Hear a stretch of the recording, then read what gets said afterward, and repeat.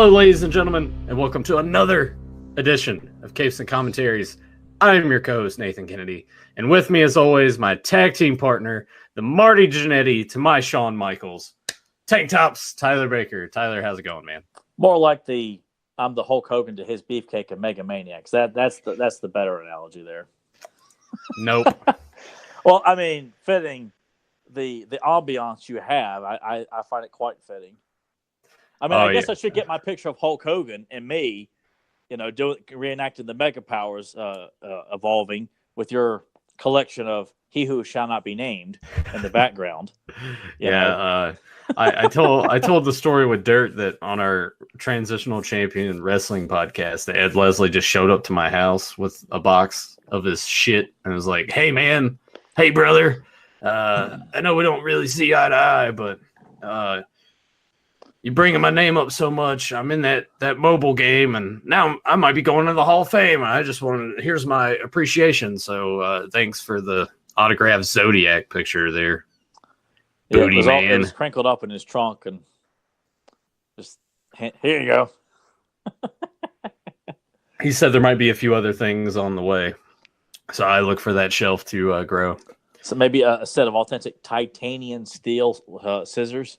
That's a Botchamania reference. Titanium. I thought you were gonna go with like he's gonna just take some of the plates out that are in his face and give me one.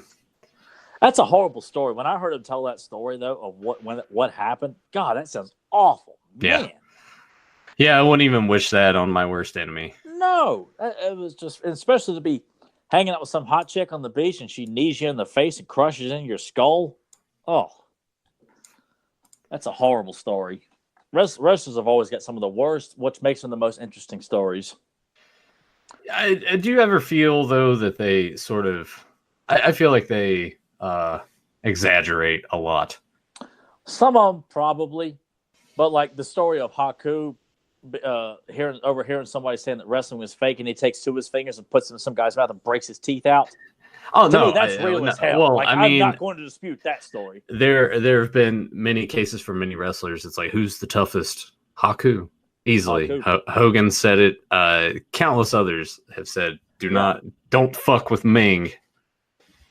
Yeah, Cornette's like, I don't know, or maybe it was Honky Tonk. He's like, why the hell would anybody want to mess with a Samoan wrestler like Haku? Apparently, quite a few people wanted to. I actually enjoyed his tag team with the Barbarian a lot in WCW. I wish they would have, because he was another badass, the Barbarian. Yeah. I don't understand why they didn't get more of a push based off of like their real life, like how tough they were. Yeah. You would think, especially when Haku was in WWF, that Vince would have taken that and done something with it, like feud him with Hogan. Oh, I know he had like a couple, like the superstar matches, like or Saturday Night Main Event. He had like that main event with Haku, and he had the tag team of the Colossal Connection with Haku and Andre. Yeah, but it's kind of just forgotten about. Yeah, it's unfortunate not mentioned that much. And I as a kid, I always saw Haku as like a threatening heel. I didn't look at him as like I just dismiss him. I was like, oh man, Haku's in here.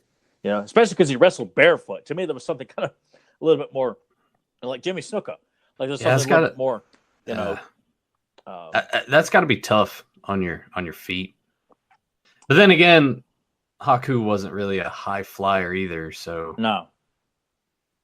I think of most of those guys doing like more like Rusev for a while wasn't wearing boots, and then he transitioned to boots because he was like, this just hurts too much. Plus, you got to think like walking entrance ways and ramps and all that. Like that's just got to not be comfortable on your feet at all. I imagine it probably gives you some good momentum in the ring, because it's, but also like. Not having any protection on your ankles and things like that in the ring, which is like how they sell it. Marty Jannetty's ankles are completely shot to hell because of how poorly he kept his ankles. Like he didn't tie his boots up very good a lot of times because he was a drunk or hungover or something like that. And how many times has Marty Jannetty been fired? Oh man, that's I remember they addressed that very thing on Bruce Pritchard's podcast. Yeah, too, I remember times. when he was supposed to, or when he did, or whatever, the Vince McMahon Kiss My Ass Club, and he was like laughing, and he got fired after that too. Vince doesn't like it when you laugh like that when you're not really supposed to. It's just like it's like he thinks everything's a great idea until it fails. You know. Yeah, The man, you and I have always like talked wrestling. We've heard people do it too, and everybody slams Vince for some stuff, and he is responsible for a lot of bad ideas, but he's also responsible for a lot of good ideas too. Yeah, he wouldn't be where he was if not for him, really. Yeah. But he's also been really short-sighted on a lot of things. I mean, you think if people didn't put their foot down, Stone Cold would be like Chili McFreeze, or like he just doesn't see it sometimes. Yeah, seeing it a lot now. Everything's just convoluted and everything's changing, and it hasn't been for the best. I don't know how Dirt and I we got to go home. How the hell are they still making so much money if Vince is still calling the shots on what goes on TV, but they're saying it's making more money than ever? What are they buying toys or T-shirts or what? Well, a lot of it is how the merchandising has gone about, the overseas stuff, the Saudi Arabia shows especially bring in a lot of money. So that's basically how the TV deals are another thing. But it's not reflective, and it's weird too because you'll see like Becky Lynch, her shirts, she's the #1 bestseller in the company, but when it comes to ratings, no one's really moving the dial. But that all goes back to the whole thing of they've relied so much on nostalgia and not concentrating on pushing their current stars that when they are in the prominent position, people are like, yeah, all right, who cares? So there we go. Oh God, we got the go home shows this week, and then WrestleMania is next Sunday. And Dirt and I are already like, well, where do we go from here? And we're like, we both decided, we're like, yeah, this is not going to be a weekly thing anymore because there's no way I'm going to like sit and even recap Raw and SmackDown every week. I just can't do it. I can't do it.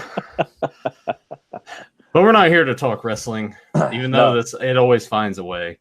We're here to talk about, a movie that we put on the back burner for a while. We kept pushing it back. But we're finally doing it. Batman 66 series, the movie. God, I think I said this last week. I haven't watched this since that time you came over and stayed. I was in high school. We were still in high school at the time. Yeah. So it's been a few years. It's been 5 years. We are 20, 22, 23. Yeah. Well, at least that's how I feel, and that's how I think for the most part. Yeah, time just goes by really fast the older you get. Yeah. But it doesn't. Care of yourself. I don't see why I can't continue to think and feel this way anyway. Like, why do we have to look and feel like how most of our graduating class are? Because that's what society dictates. Yeah. But yeah, most of the people we went to school with look like hell. Yeah. Me and Nathan, we've not intentionally, it's just kind of worked out that way. We're doing quite well. And Nathan looks like he hasn't aged a day since high school. And I feel like I'm aging backwards because I feel better because I was so out of shape and the exact opposite of how I feel and look right now. So I'm like, we should do an infomercial like how Tony Little used to do back in the 90s. Get me a hat and a fake ponytail and get me like an elliptical machine here. Well, I'm saying like the before pictures be like, yeah, I was down in the dumps and just put like a bodysuit on you. Because I mean, honestly, you weren't that big. Like you weren't. No, but it was. I clearly was. Had some unnecessary weight on me too, enough to where women would point it out over the years, and which got my ass in gear because there's nothing more disheartening to hear a woman tell you she doesn't like your body. Well, that's why you just go to the arcade and play Area 51 and get the top score. Area 51, as much as I love playing Area 51, I don't think that would have been my go-to game of trying to show how alpha I was in the arcade, though. Your go-to game would be what? Final Fight? Or probably Mortal Kombat or something? Mortal Kombat 2, Turtles in Time. Love playing Simpsons when we had the arcade at the Pocket Change. That was another X-Men arcade. God almighty. Yeah, X-Men Arcade. That probably evolved because Final Fight was becoming less and less available in the early '90s for whatever reason. So yeah, it probably by that point had been X-Men Arcade. Yeah, I don't know what my go-to would be. It would probably be one of those because I always gravitated towards the beat 'em ups. Yeah, Anytime I was they going were to so play. much more fun. Well, because it was, at least when someone joins in, it's going to be a cooperative experience. Not some older kid asshole who's, yeah, man, I skipped school to come and be better at this game, so I'm going to take your game away because I can, just. So I hope that guy's I hope the guy that did it to me, I was playing Mortal Kombat 2 is getting raped in prison right now. Damn. Because it ain't fair. The guy couldn't wait. Clearly, I'm not that good, but I'm trying. And the guy just couldn't wait till I'm done. He just comes up, doesn't even say hello to me or anything. He just throws a quarter in, new contender, bam, bam, bam, bam, bam, you're dead. What the hell am I going to say? I at least have the common courtesy to be like, hey, you mind if I step in? You wanna duel? Nope. No, he didn't even acknowledge I was even existing. That just shows you. I'll never forget. That's why I'm like, yeah, the guy should be, given a sense in a federal pound me in the ass prison. Did you say anything to him afterwards? Or did you just walk away? I was just like, the guy is clearly, Mortal Kombat 2 came out in 1992 or 3. So around there. I was in elementary school. This guy clearly was at least in high school, if not older. And so what the hell am I going to say? It's one of those things too. You just, when older kids decide to just, I had no courage back then. It's like I was in Toys R Us in Richmond looking for Snake Eyes on the Ninja Force. And then my mom was asking, who am I looking for? I said, Snake Eyes. He's part of the Ninja Force line. This older prick looks at me and says, he's not on the Ninja Force, man. And clearly this guy wasn't aware of the Ninja Force Snake Eyes. Yeah. And then sure enough, I did find him. Did you shove it in that guy's face? Look, the guy see? was gone. But I was like, son of a bitch. I wanted to show that pudgy prick. Here it is, asshole. Hey, you remember that guy in fucking KB Toys that got in an argument with me over the Ultimate Warrior's finish? Yeah. Yeah. He's like, there. He's like, it's the Gorilla Press. I'm like, no, it's not. That's the setup. Yeah. But he does the Gorilla Press and then he runs the ropes and does the splash. Yeah. No, man, it's Gorilla Press. That's why you work at KB. Yeah. Asshole. Which, to be fair, that would kind of have been cool because you get first dibs on everything that's coming in. At that time, though, the toy lines were, they weren't that great. Yeah. He-Man 2000X was in stores. The G.I. Joe 2-packs were in stores. Turtles had been relaunched. So there was some good stuff at the time. But KB at that time, pretty crummy. I think I was buying Lord of the Rings figures at that time. Yeah, I was buying some of them too. Yeah. Well, back then we had a lot of options of toys to buy. I mean, with Marvel Legends being out, Mattel was doing the Batman toy line done by the Four Horsemen. You and I were looking for. So there was a lot of good stuff. McFarlane was still doing Movie Maniacs. NECA was doing stuff at the time. So there was. NECA hadn't quite reached the levels yet that they're at today. Because God, man. I can't wait to go to Target today, actually, and see if there's anything, because I know they have the Predator 2 Ultimate figure. Oh, really? That's been popping up. Also, the Ultimate Jungle Hunter Predator. I've seen those in pictures people have posted. Well, I will have to get that. I mean, I've got 2 Predator 2s already over here, but I want that one, the new one, the Ultimate Edition. Yeah, you got to get them all. Well, no, because the ones I have are from McFarlane. Oh, yeah. I think all the ones I have are from McFarlane as well. So if I come across them, I'm definitely picking them up because I don't really have that many Predator figures. Actually, I think I might only just have that one, the Predator 2 from McFarlane. Man, that's it? Yeah, I think so. Pretty sure. The rest of them are just the Xenomorphs, I believe. I remember that time in GameStop too, where you wanted to get that. What was it? The Alien dog. 3? Yeah, Alien 3. Yeah, it had been sitting up there for almost a year. No one bought it, and I finally said, "Hey, can I buy?" Oh no, I think someone else has got claim on it, so they go ask some asshole in the back, and sorry, kid, we can't sell it to you. I remember that. Yeah, that's when there was that shitty.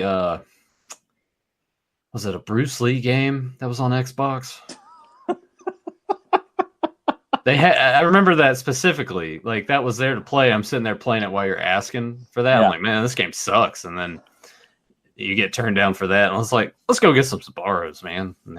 And then they coughed all over our pizza, and we ate it anyway. Well, that was years later when they coughed on our pizza, but that was a crummy day. God knows we had plenty of them. Yeah, the best outcome of that is the time we were at McDonald's, and you got that shitty sundae. Yeah, and you're like, this tastes awful, and that like sad bastard Phil Collins songs playing in the background. Yeah, it was because I didn't find anything fun to buy. Eating a lousy sundae and this really bad Phil Collins song playing in the background of McDonald's, and Nathan just still to this day, like, I don't remember the face I made, but it was clearly just a face of like, I hate life. Yeah, it just looked like all your emotions were showing, and you were just melting, if that makes sense. Yeah, I looked like the sundae. It was pitiful. Man, all kinds of good stories. But Batman 66. Yeah, this was. That's kind of what we had as kids. It was the 89 and Returns VHS and this series when it was still in syndication on TV. And I think it probably still is on some stations somewhere. But lots and lots of memories because there were always a lot of cliffhanger episodes of what's going to happen to him. And as a kid, I'm like, even though in my mind, I'm kind of like, I think it's going to be okay. But you have that. Well, how's this going to play out at least? Just lots of fun memories. And the movie came on TV a lot as well, I remember.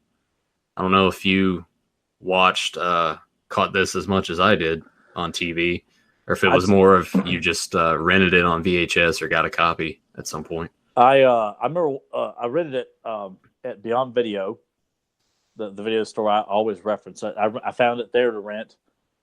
For the first time because the show was on the Family Channel in syndication in '89 when the film came out.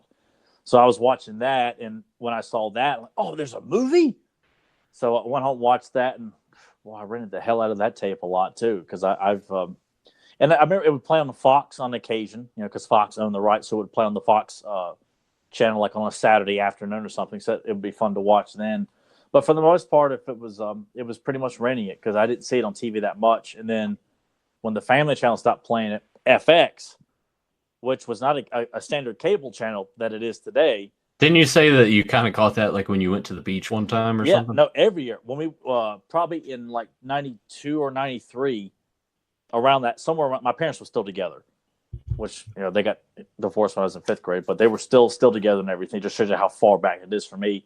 But FX was a channel you could only get at Myrtle Beach. And in the afternoon, they would play a solid block of Batman, and they'd play Wonder Woman.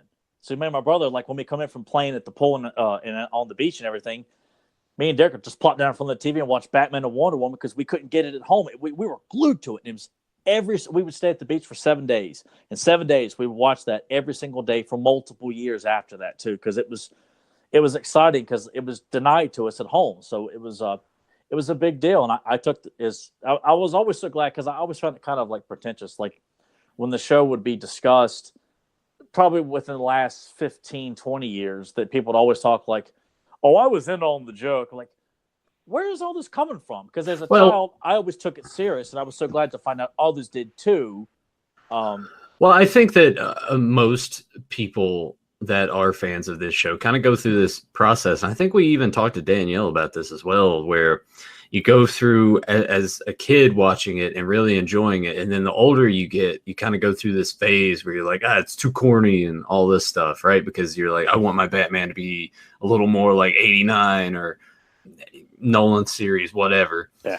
And then you kind of come back around to it and you're like, you just appreciate it for what it was. And I think we'll get into this a lot as we watch it, because a lot of people that listen to our show will probably have that question in their minds. Well, how can you guys sit here and watch this when it's kind of goofy and silly and there's a shark and shark spray and all this, but you can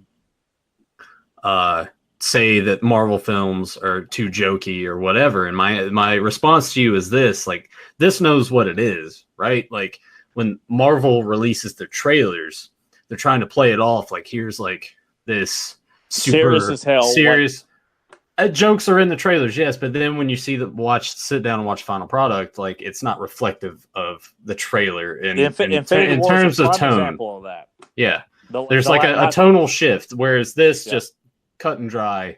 Here it is, and all of its zany But also, glory. but I also felt like with this show too, because I've gone back and watched it, and I can appreciate they're not stopping to look at you and say and then tell a joke. It's like the Naked Gun in a sense that they're just going along. They're not stopping and having those long, drawn out pauses like they do in these shitty Marvel films, where everyone has to have these awkward silences because they're trying. Oh, well, this is the time when the audience will laugh at our shitty joke. So let's go have like these awkward pauses here when Chris Pratt says something stupid, and we'll just sit and look at each other. Okay, in pause. This just keeps going. There's no stopping. It's like you're like, wait, what? Not as zany as Naked Gun, but I mean, as a kid, like the whole shark attached to Batman was like, to me, I thought that was like supposed to be, obviously I know it's not a real shark, but in my mind, I'm thinking there's a shark attacking Batman's leg. Like shark repellent to me, that makes sense. Sure. And I don't look at it thinking, I'm like, oh man, how lame is this? How can we reference this on Family Guy and make fun of it again? Or something like that. I just, I appreciate that it's fun. And even when I watch the Turtles cartoon, from the one that we grew up on, there's a lot of gags in that show that went over my head as a kid. I watch it now and I can appreciate it, but also feel like this is a great show. I don't want to see like a new Turtles movie using comedy a lot. Not that they are, because as a kid you don't see the comedy. You see the action, because when they make references to Dirty Harry, you're 5 years old. I've never seen Dirty Harry. It goes right over your head. Yeah. Plus this age is great. I love this show. It was a big part. It's not just for nostalgia. I think it's great. I love the villains. I love Adam West's Batman. Burt Ward it's got one of the coolest bat caves of all time, for crying out loud. Right. Bat poles, dude. That along with Ghostbusters, since '89 has continued to solidify my passion to have my own fire pole, because of the Ghostbusters movie and the cartoon and this. So when you walk into a strip club, you're just like, you do this, and then all those memories flood back of watching Ghostbusters, Batman. Like, oh yes, and you think of all those clips. And you're like, oh yes, and then you see her like slide down upside down. You're like, oh yes. No, believe me, I'm not thinking about this strip club. I think there was something wrong with me at first. I'm just thinking about, oh yes, Ghostbusters, slide up. No. My mind was something else in the strip club. But no, I just have always been. I mean, at a playground, there would be a fire pole to slide down. I'd always think Ghostbusters or Batman. And it was so fascinating to me, to take that Shakespeare statue, hit the button, the door opens, you slide in, and your outfit is already on you when you come down the pole. That was phenomenal to see as a child. And I mean, the Batcave itself, I mean, it was unbelievable. The car, 89 Batmobile beats all Batmobiles, but 89, I mean, the 60s Batman Batmobile, by far, like, it's the look of it is just unmatched, because everything after it was just I don't know, there was just a style to it. I mean, the Schumacher ones were just out of control, and then the Nolan was just a dumbass tank. There's nothing fun about that. There's nothing interesting about it. It doesn't look like a Batmobile, and I don't care what people say, but it sucked. So did the Bat Pod and the whatever flying version of the Batmobile where Matthew Broderick's like, I'm going to get to Batman. Just sucked, man. I mean, but just the design and all the gadgets and stuff like that, it was phenomenal. Like when they brought the actual Batmobile, the ones used in the show, to University Mall for like people to visit and stuff. And me and my brother got a Polaroid taken inside it. So I made sure I got to sit in Batman's seat and Derek sat in Robin's seat. And so there's not another picture where you guys switched? No. Oh, that's kind of a dick move, but he is the younger brother, so it makes sense. Yeah, but at the time it wasn't, we just got in. Like in my mind, I was like, oh, I want to sit where Batman sits. My brother was 4 or 5 at the time. Oh, so he's just like, yeah. Yeah, it's like, you sit over there, chunk. It'll be fun. Yeah. And I had it for years. I have no idea what happened to it, though. But they had that in the Addams Family car on display at University Mall. So, but that was a big deal to me too, getting to actually sit in the actual Batmobile. I love the show. That's why I always took it personal when people want to slam the show over the years. And I mean, it has since become It's come full circle with fans. Like I think everybody universally loves this show. It's treasured. And it's good that it finally got the series itself got a proper Release, home video release. Yeah. Because that was always the thing for years. When is this coming out on DVD or Blu-ray, whatever? And I remember specifically telling Tyler, I'm like, hey, man, I downloaded the whole series. I still got that sitting over here on the shelf. Yeah, someone ripped it from TV, and I went through the long process of burning all those to discs. Kids, piracy is bad. Don't do it. But yeah, before we go ahead and jump into this, I'll do the Joe Amato thing. Let's welcome your favorite blockhead, JSP, Febmon, Iceman, Traveler, a few other people lurking, and I'm probably going to butcher this, so I apologize. I'm just going to say like the first name, but Nick Heel. Thank you guys for joining us live. And those of you that end up lurking around, feel free to pop into the chat at any point. And if you guys have your copy of this film, feel free to pop this into your DVD or Blu-ray player and watch along with us. I don't think it's available to watch freely anywhere. I didn't check like Prime Video or any of that stuff, but you can always purchase it on Prime Video, iTunes, what have you. So I guess with all this said, because we rambled on for a bit and we got an hour and 44 minutes of movie to watch, give us the countdown and we'll get it going. 3, 2, 1, action. Seeing the Fox logo attached to a Batman film is it's kind of odd. Very odd.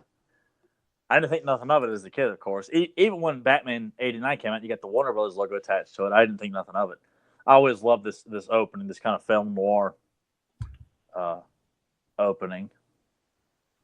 It's kind of as a child, it was interesting but odd at the same time.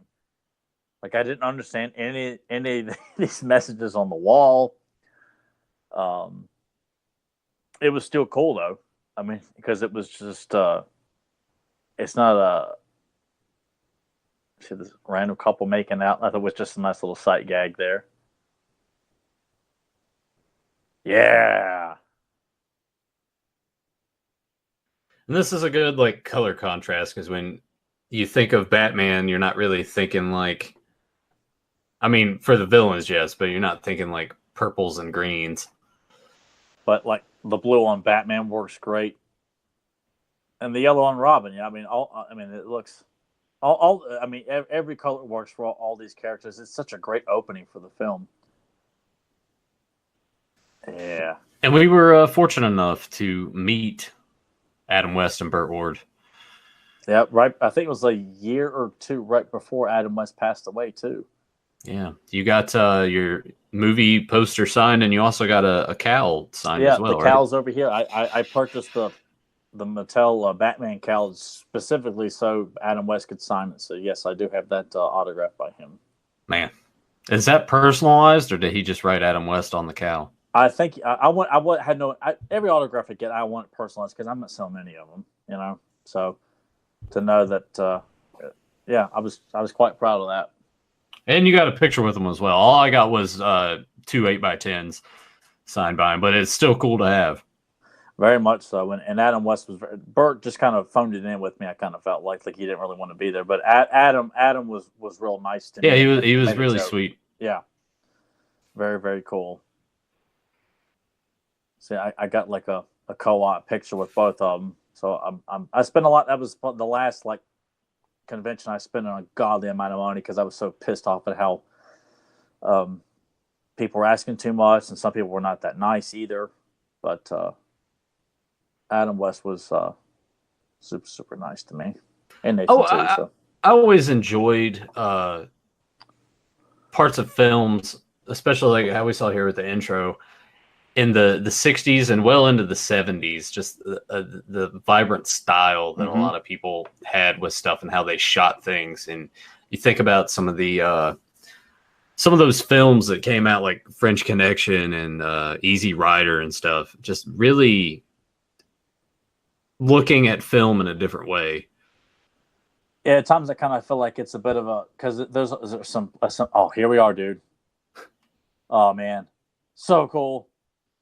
Greatest thing ever. I think you can actually buy that bust somewhere online. Yeah, I have seen there's like a really like piss ant sized bust, and then there's an actually like actual life size Shakespeare bust that opens up and you can hit the button.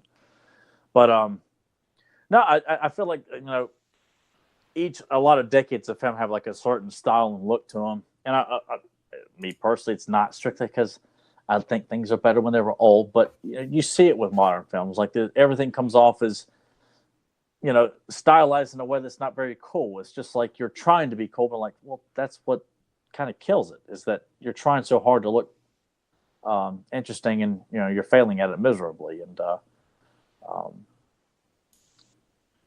that's not to say that there aren't films these days that are capable. I mean, John Wick. I'll always go to John Wick as a prime example. It still can be done today, and there's people out there who still do care about making legitimately good films that aren't. I would. I'm gonna throw Edgar Wright in that conversation because he's very smart with how he likes to shoot stuff. Yeah, I definitely would. And there's still good filmmakers today. Unfortunately, they either haven't made, interesting films or films that. I'm just like, you know what? I'm glad they start working, but I'm not going to go see that. And there's something when we're watching this too about Batman. I love Batman's arsenal of vehicles. That was one thing about the '60s show that I absolutely loved, and I miss seeing that. You got a touch of that in the Nolan ones, but I felt like in the first Batman, you get the Batmobile and the Batwing, and then you get the. Of course, I always like this, how everyone looks at Batman and Robin, like the police take their hats off to him. Like, I just like that. He gives them a thumb up, like they can actually see him. I imagine they wouldn't be able to, really. No, but I'm sure in his eyes, he's like, that's awesome. They're showing us respect. What was up with the people at the top of the building? They're all wearing bikinis, but there's not like a pool anywhere. I imagine they may have been doing some probably a photo shoot or something like that. Yeah, makes sense. As a kid, I just looked at oh man, chicks dig Batman and Robin, dude. I thought that's just how I always looked at it. And I've always been fascinated too, but just how popular these two guys were overnight when this show came on. That not just with children, but women were really into them as well. Well, I mean, Adam West was a good-looking dude back then. Yeah. I told my mom and my stepdad. I always thought my stepdad looked like Adam West, and they look at me like they're offended. Like, I'm telling you, he looks like Batman. Why are both you guys looking at me like I'm a moron? Like I'm trying to insult Everett or something like that. Adam West. To Bat Ladder. That's another thing I always love too. Like I don't just put Bat in front of everything. Yeah, it's great. I love it. And this whole sequence with the boat, I just found all this. Like, even when I'm watching this as a kid, you only can comprehend so much stuff because you're a kid, you don't understand everything. But to me, Batman and Rob, they're on a mission. They're going to go check out this boat, and then it disappears, and all of a sudden there's a shark on Batman's leg. Like, oh my god! It's just, to me, it's like. You kind of wonder what went on, like in the writers' room, when they're putting all this together, and like, all right, and then the boat's going to disappear, and then the shark's going to come out. It's just funny how their ideas probably formulated to that, or whoever was involved with writing it, because this film came out sort of in the middle, in between seasons, right? Oh, well, that's something that's something I wish I could have experienced when it was going on. Was the minute season 1 was done, the movie comes out later that summer, in between season 1 and season 2, to kind of catapult into season 2. I'm like, holy hell, man! Like, can you imagine if they did something like that today with a show we love? Like, there's a movie coming out of a show we really care about, like Stranger Things. Like, a movie comes out and then season 2 kicks off or something like that, or with Daredevil. Or I think it was such an awesome thing that they did for Batman because of how popular it was. And I remember they said originally they were going to do the movie first to get people's interest in the first season. Well, then they went with the season 1 first, and then it was such a giant hit. The movie was going to be like a walk in the park for everyone. And here it is, the famous shark scene. I always liked Robin's responses to a lot of things, like holy whatever. In this case, he says holy sardine. Oh man, I was like, he's like, how does Batman do this? It was just unbelievable. I miss that. It's like believing in Santa Claus. You know, I don't. You get it, but when I watch this, I don't sit there and roll my eyes and like, hey Nathan, I'm going to make a joke about this thing because no one else has done it before. You know, like no, it's just fun and entertaining. You know, we're not here to be Mr. Funny Man and do what everybody else does, try and shit on everything that was popular at once, so they can be like, oh man, I love your funny remarks, man. You're like the funniest man on the planet, guy. It always comes back to that with you, huh? Because it's an infestation in our society. Everybody's got to be funny. Everybody has to be. Why can't we just shut up and enjoy stuff? And you know, like all this, like Robin hanging upside down, going back to his old trapeze days. I thought this was fun. Like this is how he's going to get it down to Batman.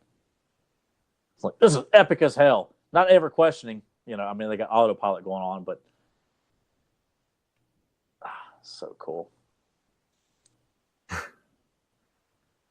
I mean, you can't help but sort of chuckle a little bit at it. I mean, it's fun, yeah, but I'm not someone who's going to sit there and just, oh God, how lame is this? How did I ever like this?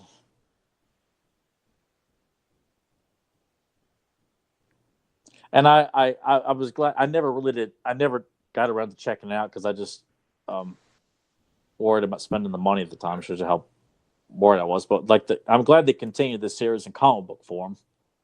The series continued in comics, and then there for a bit they had like little animated films. Yeah, which I unfortunately have not seen. I haven't either. Because I've been just cautious about it. Well, because frankly, everything that I was actually excited to check out the two straight to video 60s Batman films, but everything DC has done, like straight to video animated wise, has just sucked. Like I hate all the changes. I hate the voices. You know, and it bugs me because I'm such a stickler for like, you know, I want Kevin Conroy to play Batman all the time. I am excited though about the Batman Turtles crossover that comes out in June. Are you? Yeah, the trailer is actually. The trailer looked really good. Yeah, I was like, oh, I mean, sorry, watching Batman fight Shredder, I got a little goosebumpy. Me too. And it plays into the whole thing of Batman's like ninja training. Oh, yep. I think it's going to be pretty solid. Yeah, and all the voices so far look pretty good. Didn't like they had a lot of, you know, we're going to get someone to be silly and funny, you know. But something we should address here too. Lee Meriwether was Catwoman, which as a kid I didn't mind her, but she was not Julie Newmar to me. Because Julie Newmar will forever be my favorite Catwoman, even slightly above Michelle Pfeiffer, because I just thought Julie Newmar was just absolutely stunning woman. Same here. I had crushes on both of them though. Oh man. Oh, I did too. Oh. But I do like, as I got older, like Lee Meriwether is an absolutely beautiful woman. Man, she's aged very well too. I mean, she's just she's still a pretty woman for a woman in probably in her 70s now. Last time I saw her, I was like, wow, she's really, really looking quite good. This sequence here used to get me really excited as a kid because, you know, especially when you, you see on the VHS cover, you see all the villains on there. But this sequence of them putting this plan together of course, this used to drive me nuts. Like, oh, they're so smart. How do they come up with this? And as an adult, you're like, how the hell do you pull this kind of logic in this situation? You know? But I appreciate, you know, how just kind of out there it is, and seeing this because, you know, I mean, it's always fun to see the rogues gallery of villains, whether it's Spider-Man, Turtles, He-Man, Batman, whatever mentioned, and to see going across the screen that the current ones that are on the loose, all these profile pictures, and their thoughts on each one of them individually, and thinking about it could be any of them. And of course, I'd light up the minute Cesar Romero shows it because he was my favorite as a kid. I absolutely loved his Joker.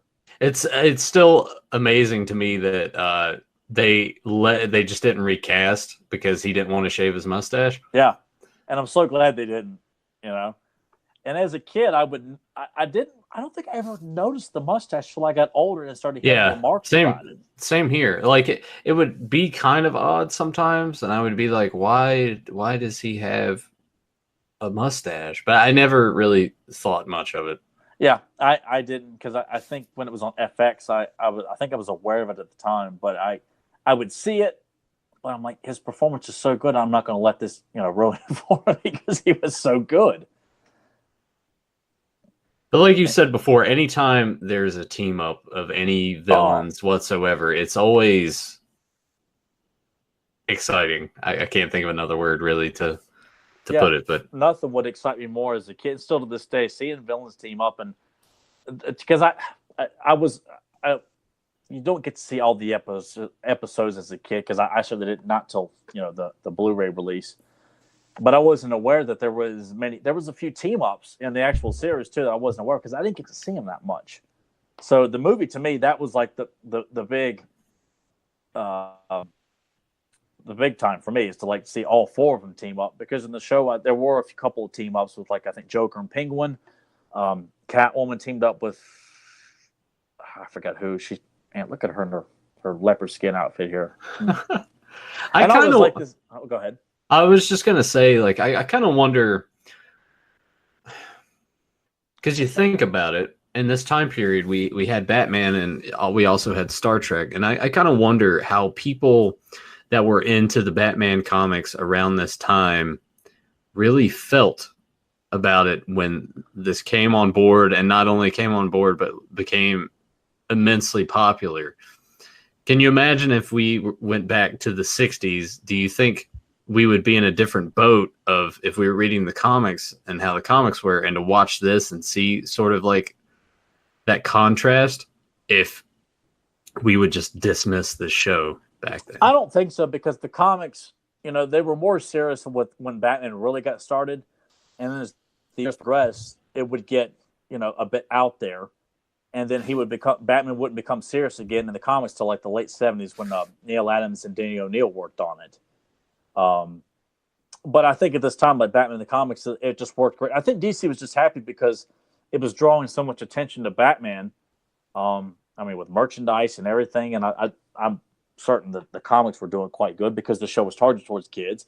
Kids were reading Batman back then. Yeah, too. you got to think, I guess, that comic books were way more popular back then because they were in more places and things. Yeah, and kids were reading them more back then too. Whereas because that was one of the main levels of entertainment for children back then. If you weren't watching on TV or playing outside, and comic books were, fun, young boys, and I'm sure girls read Archie and stuff like that, of course, but and boys too. But if you weren't being denounced by your parents for reading that garbage. Right. Just such nonsense. I do like the nice touches here where it's like riddles, Penguin's food, and then you got cat food over there. Everyone's got their own jokes, section and their own headquarters. Yeah, their own shelf. Yeah. And doesn't Frank Gorshin look like a sharp badass I wish he'd wore more of that suit. He did. He wore it in the first episode. He did a riddle, I think. But that's something I wish we could have seen him wear that more because he looks so.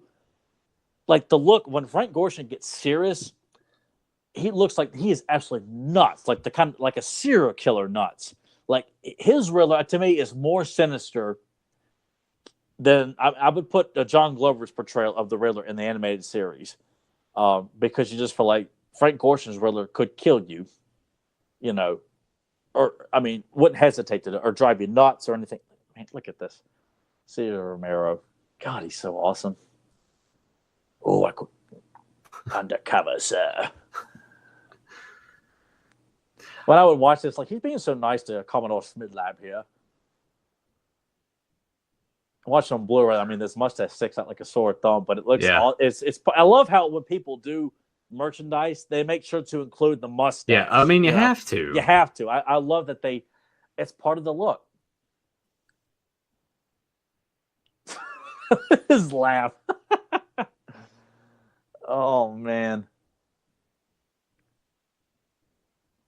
It did bug me as a kid, though, that to me, I felt Joker should have been leading the gang, and Penguin is clearly leading the gang. And I was like, Joker should be leading the gang because I was pro Joker all the way as a kid. I was too, but watching this now, it's a nice change of pace. Yeah, it is because the Joker is just he's out of control, so he needs.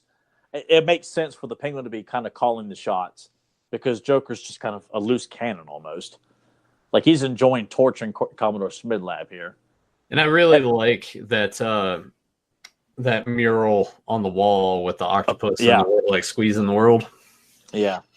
And I like this too. And they said they did this intentionally with the villains, but to shoot it at an angle. Look at everything's at a diagonal with the villains here, and I think it's such an awesome touch that you do this strictly with the villains to add like a bit of edginess to when the villains are on screen without Batman and Robin.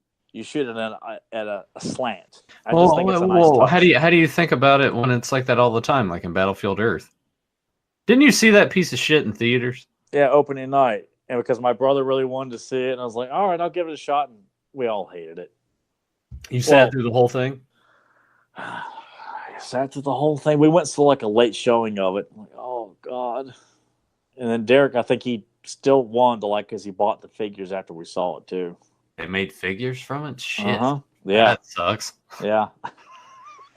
I didn't know that. Honestly, I didn't know they made figures from that. Yeah. Yeah, it sure did. Just like how they made figures for, I think of that and Godzilla, the one with Matthew Broderick. Went and saw late showings of both those pieces of shit. And both miserable movies. My brother bought toys from both of them. Yeah, I did see Godzilla in theaters. I was like, I still stand by that teaser trailer though, where that guy's like teaser fishing. trailer was amazing. Yeah, it really was. I'll always give if they had a good commercial for a bad movie, I'll always say like the commercial was great, but the movie just sucked balls. You know, I'm not. It just shows it had potential. They put together a great trailer with good music and good visuals. Look at all the Batcave, all the elaborate things. I like how everything is labeled. Yeah, and it's fun too because I mean, obviously, for kids to look at this and you clearly, what does that mean? Oh, you ever see the Batboat in another pole? Isn't this awesome, dude? They have another pole to slide down to the Batboat here. This is another thing when I saw this, like, another fire pole. No way, man. Like, I want to do this. Here we go, man. Yeah. Giddy up. Oh, man, so cool. Look at how awesome that Batboat is. Yeah. Badass, man. Especially the flame on the side, really. Yeah. Really sets it apart. On the back. Oh, take off. I always enjoyed the sound effects that they made too for the Batmobile and the boat and everything to make it sound like it's a high velocity vehicle, man. Just imagine the stunt guys riding this thing. I mean, even though I like right there how they're trying their best not to get the helicopter blades in the shot, but it happens anyway. But that was a cool panning shot. Yeah. Nonetheless, there's a lot of great shots. I mean, they made sure that they did a lot of great shots with all the vehicles. Like they and all this too. Like the rear view footage of them driving. Like it works good. I mean, is they're turning about. I mean, it all flows together. I mean, it's like the way it's shooting right now. Like they're turning in a certain way here, and it looks great. Oh, yeah, the famous Penguin submarine. The flippers flicking on the back there. There's just so many great details. That's why I would love to see what Bryant thinks about this stuff. That's why I feel like this was a perfect introduction to kids for Batman,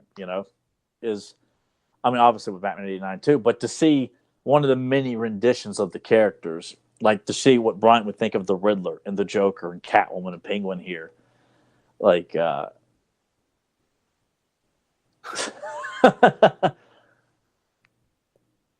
just a lot of, I mean, really think about it, how, because these are some pretty heavy hitters for their time, and they're all doing this. I've never really gone back and looked at any of the archival interviews or anything, but was there anyone that kind of looked back on their time on the show and was kind of like, no. Everyone enjoyed it? Everybody. I mean, obviously, I think when the show was, I think the one that suffered the most, or the two that suffered the most, was Adam and Bert, because of getting work after the show. But when the 89 came out and there was a resurgence of appreciation for the show and everything, and people seemed to like it again, and regardless of what people say, because they started doing conventions and stuff. But everybody involved in that show is so proud because Julie Newmar's still with us, Lee Merriweather's still with us. Frank's passed away, Burgess has, Caesar has, Adam has, but they all no, it's a juggernaut. I mean, it's up there.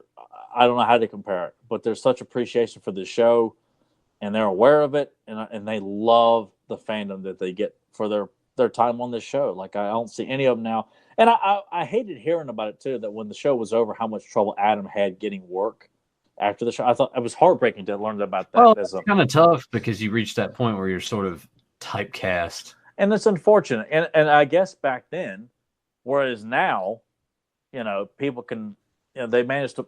It's. I guess it's probably kind of hard for all actors. I mean, you look at certain actors that, but others. I think I was listening to somebody not too long ago talk about, some actors. I mean, they say in Hollywood, like you're lucky to be cast in anything, and then if you get remembered for something so memorable. It was William Zabka talking about Johnny, because that's what everyone remembers him as, is Johnny. And he was just saying that, in Hollywood, you're lucky to be cast in anything. And if you get one role that you were forever remembered by, I mean, it continues to pay dividends. It's an amazing thing. I mean, it's paid dividends for him now because it's like he gets to play the character again. Yeah. And obviously he's oh man, I'm excited for it. I've The been more watching some of the teaser stuff they've been posting, and I'm like, oh, I can't wait. Oh, I know. I hope it's as good as the first season. I hope there's not anything that I'm pretty confident as well, but you never know. You never know. But I feel like with the groundwork that's set in the 2 clips that we've seen, you clearly get like the vibe of Johnny and Daniel are clearly not trying to do what their students think they're doing. Yeah. And there's 2 clips, which I thought was great. Yeah. I like this part right here where the magnet's on, and now you got to take the belts off. I saw like some behind the scenes footage of like them shooting this scene, and they're like, I think they're outside on a back lot shooting this scene here, and it was just fun to see that you've got this background here and everything. I think, at least based on one of the pictures I saw. So if someone can't wait to come out of their way to correct me, then so be it. But it's just interesting to see how this movie was shot in so many different, and how they hide it so well. I mean, like a good film can, if you can hide, and make it look pretty real, because this looks like they're actually on the ocean. I buy it.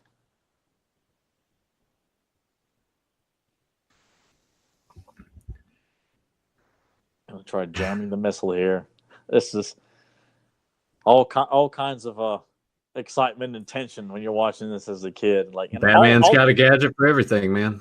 I was like, I would have loved to have had that as a kid. Like, like I had a Batman yo-yo, and that was my batarang. Like because when they would climb up the walls, I thought it was fascinating as a kid. So I had a Batman yo-yo, and I would sling it up on something and pretend like I'm climbing up, just like Batman and Robin would do.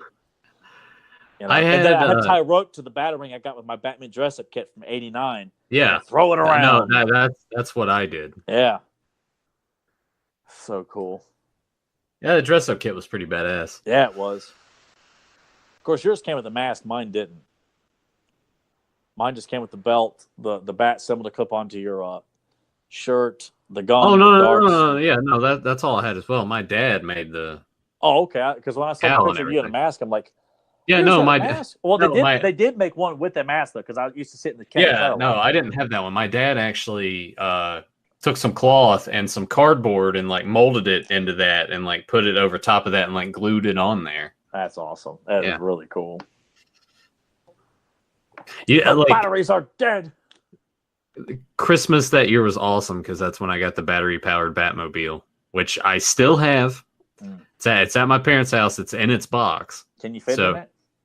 Shit, probably not.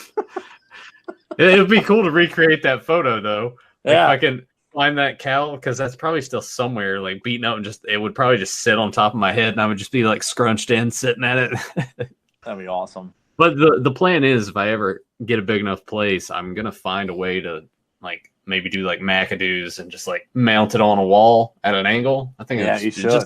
Just a cool little display piece. That's where I got the idea for doing all this stuff in my apartment, was from McAdoo's. Like putting comic books and frames and stuff. It was all from McAdoo's. Seeing Creature from the Black Lagoon posters, Batman and Joker on display at the one in Blacksburg. Or a McAdoo's, as it is. I hate it how they say it. McAdoo's. Like, shut up. Autos. Makados. Makados. Yeah. Get the hell out of here.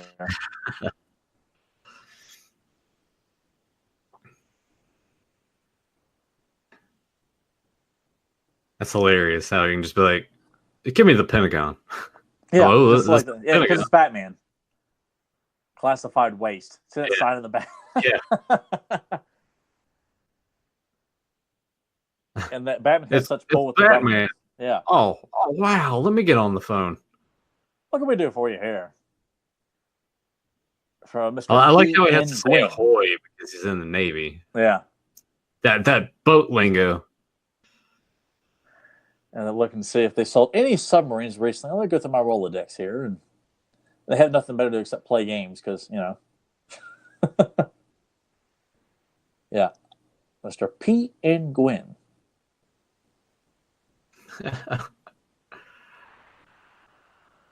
And like Batman gives him a dressing down for. I always enjoyed too in the Riddler episodes on this show how they would solve them. Like I know.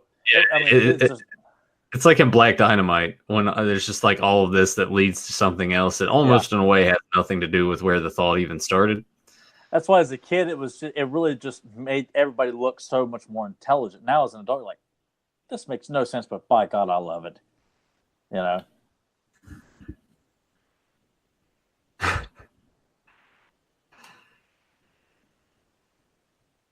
And really, well, like Adam West is really, and I don't. It's like when people try to do like cosplay, like Adam West and Burt, they're the only ones who can pull off these outfits. Like I don't want to see anybody else wearing this stuff. Like it's their suit. They're the ones that made it popular, and I just, you know, I would never want to see anybody else wearing these costumes. There's been a lot of stuff in the chat, but there is one thing here that just caught my eye. Well, we get the riddle here in the sky. I'll go ahead and throw this out here real quick. Okay. Nathan, we need you to grab some of your old stuff and make a new show, Beyond Retro Toy Memories. And I'm like, you know what? That would actually be kind of a cool idea. If I could find all my G.I. Joes and just show them up, because I don't know all their names, but I know Tyler does, and we can just sort of like quiz them. Yeah, because Nathan's got that vintage carrying case from like 1990 or 91 when the Snake Eyes had the ski outfit. I always call it the ski outfit because that's just the best way to describe it. But yeah, I saw Nathan's G.I. Joe collection. I mean, it's jam packed with G.I. Joes and I mean the Toy Biz Batman stuff. I mean, Nathan's got an impressive collection, and you know, if I had a Black Hot, I could have undersold and. Well, Nathan, I could buy some of the stuff like real cheap. I mean, it's not going anywhere. It's not really that cool, but I'd be more a bit like Johnny Depp in the 90s. I was going to give it to you anyway. Here we go. Now we get our like long. We got to figure out this riddle.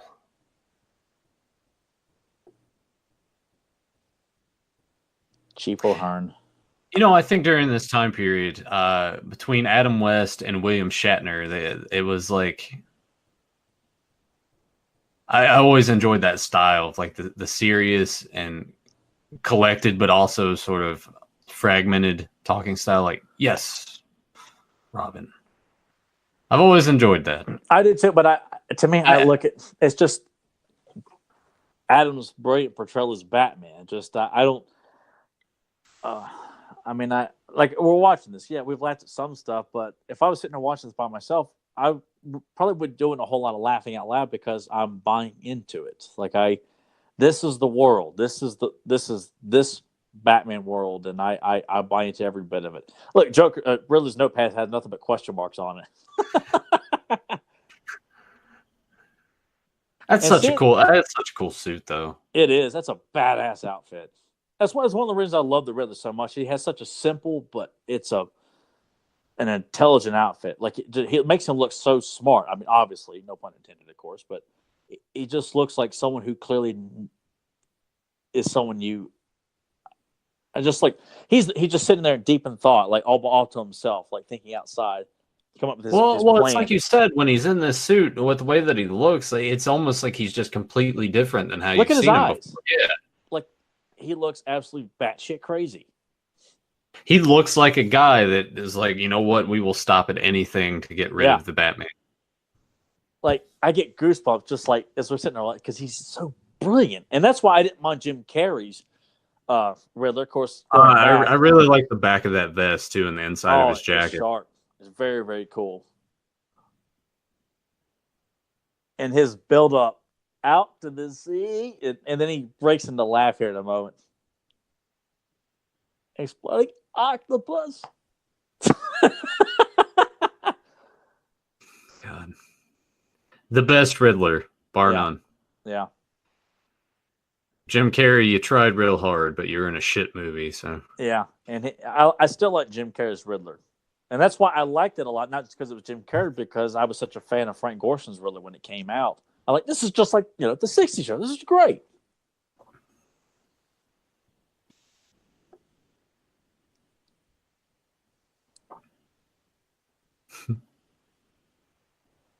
Man, how hard that had to have been to have that little monocle piece like stuck in your eye as you're trying to like that looks so hard to keep, unless it's glued or something like that. But even so, like I just feel like that'd be kind of difficult to make sure for Burgess to keep that little, because the Penguin always has his little monocle. God, I didn't think about this, but as a kid, I used to take change, like coins, like a quarter, and I put it in my eye. Like, how fucking nasty is that? Well, I used to try and do that thing, but I mean, back then people weren't saying, "Oh, if you expose yourself to a penny for more than 10 minutes, you're going to get cancer." Just they just say everything's bad for you. Stepping outside, you're going to die if you do. If you take more than 2 shits a day, you're going to die. Well, I mean, to be fair, everything is going to kill you.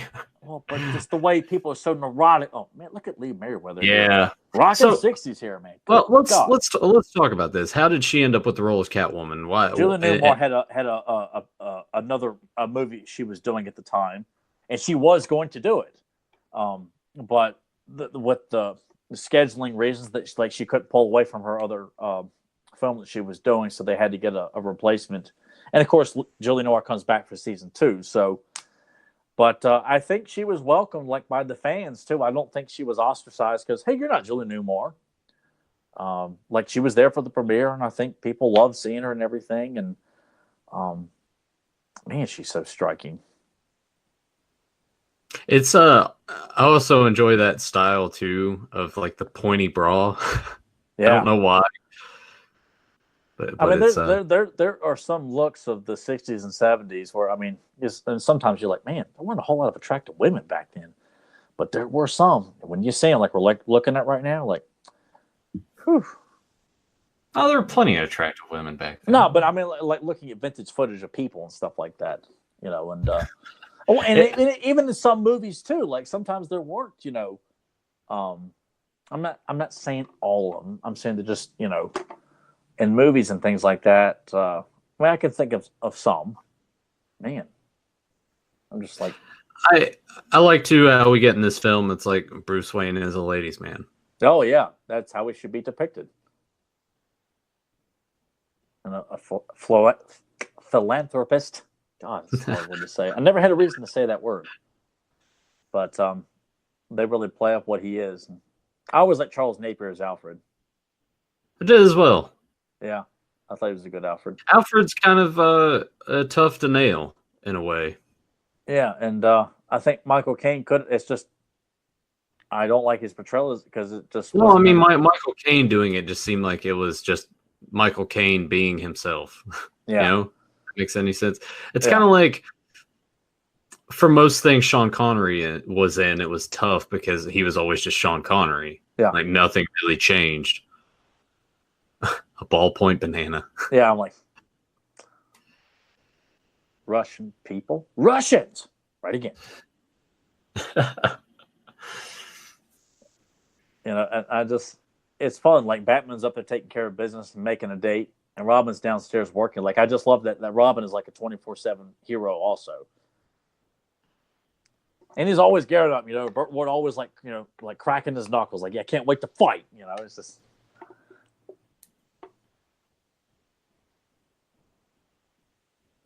To be on that set, man, what a treat that had to have been.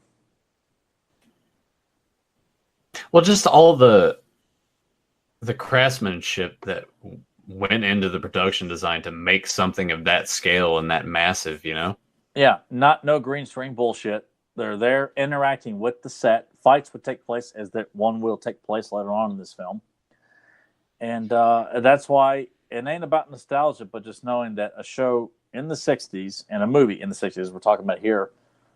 I know things cost more today, but if you're gonna do it right. And that's why one thing I was so pissed off about the Nolan films, like there was no actual legit Batcave. I always thought this was cool. Like Yeah, going up it's always backwards. yeah. Like, no way, man. Yeah. It's like Lady and the Tramp here. I think Batman's drinking milk. Looks like. I mean, yeah, he's got to stay sober, man. Yeah. Got a crime fight. Can't do that drunk. I mean, I guess you could. But milk does a body good, man. Batman would promote drinking milk. I don't drink milk. It's been a long. I always like skim milk if I drink it, but I don't. I just don't drink. I don't, and I'm one of those weirdos that eat cereal dry. People are like, "Oh my god, how are you doing that?" And I'm like, I can't say I blame you because I wouldn't want soggy cereal, even though I don't eat cereal.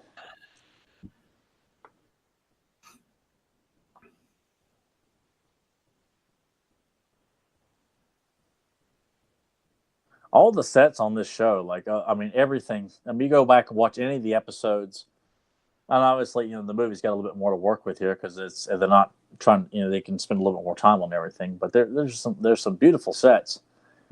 I mean, the set designer on this movie especially, and on the show too. The show had some cool. I mean, because all the villains had a different hideout all the time. Really had a different hideout. Joker did too. I mean, so everything got to be elaborate. And of course, I think it's one of the reasons too that the show, things were getting so expensive. So I think when season 3 came along, I think that was one of the problems that came along with the season 3, which was the inevitable last season, unfortunately. I'd always felt too, because people would want to like team up, or I would see like in fan pictures and stuff, they'd always want to throw Adam West and Christopher Reeve. I'm like, no. Like George Reeve and Adam West would team up. Christopher Reeve and Michael Keaton would team up. Like I've just, even though this show is a little closer to Christopher Reeve, well, no, not really, because Christopher Reeve came out in '78. The show was in the late '60s. I like how Alfred's wearing like an eyepiece too. Well, I mean, he would kind of have to. You got to watch for the bugs, man. They might go over the windshield. That, and he's also got to hide his identity. His identity, man. Got to keep it secret. I hate it when people want to like dump all over the idea. Like, look, if you're going to get into comic books and superheroes, you have to buy into the fact that when a hero puts on a mask that clearly you can see the jawline and stuff, it's part of the mythology. That's part of the suspension of disbelief. Well, I mean, it would be like people saying in Filmation how Prince Adam and He-Man look the same face in the face. How can no one tell that? But it's just it's there. It's people being an asshole. Really think about, yeah. People, and that's another thing too. People love to think that they're smarter and better than everything else. Like, I mean, you can point it out, just don't be shitty about it. Yeah, well, yeah, and there's reasons behind it too. Like with Filmation, it was cheap to way to do it, and with superheroes, that's how it was done. It was like, well, you really want to get, and that's why I hate about Superman. Like, Glasses, like, we get it, but it worked for years. They made tons of money with it. Who the hell are you to sit there and dismiss it? There's a long list of assholes. It's like I'm like in Spaceballs. I'm surrounded by assholes. At least I got some love on other people in here not really liking milk that much either. Well, I mean, milk has a bad aftertaste, but a cold glass of skim milk is really, really good. I think when I was a baby, I was drinking like a gallon a day or something like that. So I've had my fill of milk. I just can't really. I don't enjoy it. Now you can put it in things and cook with it or something, and that'll be fine. But I just can't. I can't drink milk. Give me some Nesquik or some Hershey syrup and make it chocolate milk. I will drink that, but I can't drink plain milk.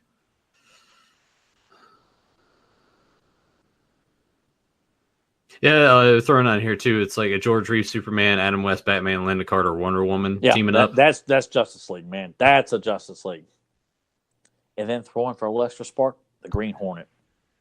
Yeah. Which I loved that as a kid when I saw them team up. I did too. I was like, oh, man. Because I remember they would play the Green Hornet show along with Batman on the Family Channel back in the day too, which was pretty cool. And I like how they did another crossover with them in the comic books too, with the '60s Batman crossing over with the Green Hornet and Kato. I thought it was really cool. But yeah, Linda Carter's Wonder Woman, George v. Superman, and Adam West Batman. Like, that's Justice League, dude. I was always pissed off as a kid watching the George v. Superman. There was no supervillains. It was all just like generic gangsters. Like, where's all the supervillains? Where's Lex Luthor at? One of the few times one poses that question. Yeah. Because after that, it's just overdone to death. Oh, yeah. Yeah, Morse code. I love the unity with the villains here. Like, there's not one amongst them that acts like he's going to, like, turn on everybody. Like, they are all in this together. Because I like seeing that. Because, I mean, it's, for the most part, you see a team up, you kind of get the vibe from at least one of them. They're going to turn on everybody else. But these four, they're in it to win it. There's not one amongst them that's going to usurp and take over and dismiss everybody else. Like, they're all in it together. Like, I like that. And I like how those guys actually have names too. Yeah. They're not just like Thug 1, Thug 2.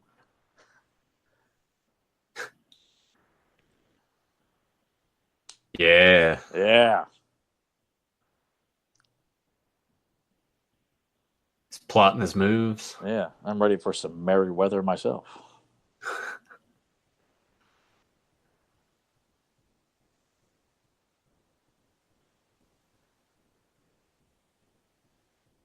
Oh, yeah.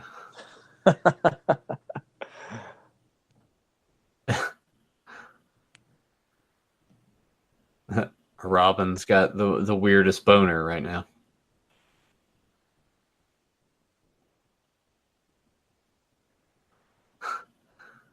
See, Snarky Hester will be watching this like, oh, man, Robin's all jealous and shit. Like, shut the hell up, man. Oh, yeah, I've always hated that whole thing. God, I hate it when they say Batman and Robin are gay. I want to just smack the shit out of everybody that says that. I can't stand that. I'm sick of everyone trying to label like big machismo heroes from various eras. Oh yeah, they were gay. Oh yeah, they were rump rangers. This is awesome though. Oh, I was like, how do they do this? This is so cool as a kid. I like how Pigment's got a sidecar for Riddler. And I like how his binoculars also have a question mark on them. Brilliant. So cool. Those little figurines just going down. I just love model shots like that. Man, look at that leg. Yep.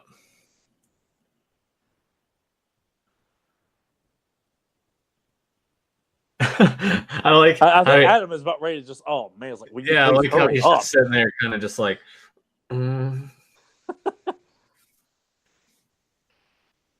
You imagine if the villains were like 15 minutes late. You know, well, who be kidding? Catwoman definitely would have put out.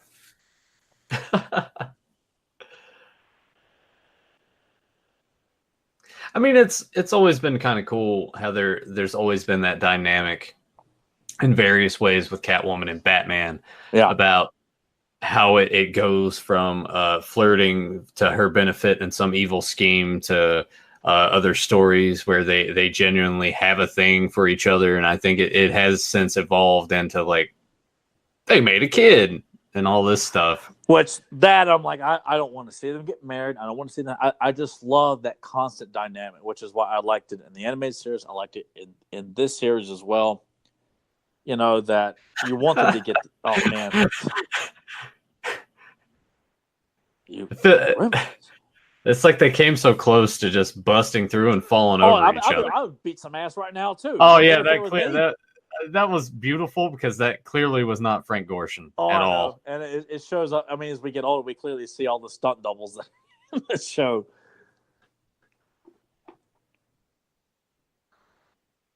But at least it's actual fighting in camera. Yeah, and you know, that was what I asked about. You know, I wanted to know more in depth about this stuff, and he just gave me the cliche that he used to try Bruce Lee's story, which I'd heard a million times. But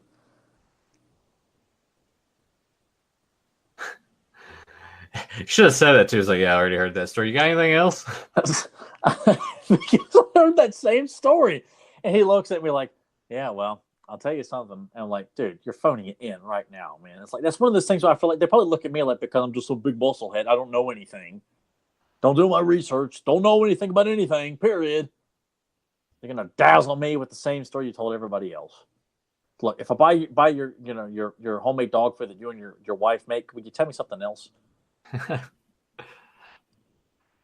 I like how he gets saddled with having to have Bruce tied to him. Oh boy, seeing the old newspaper reels here. So another question: do you guys think Bane or Clayface could have worked in this series? Clayface would have been hard because he's a giant special effect.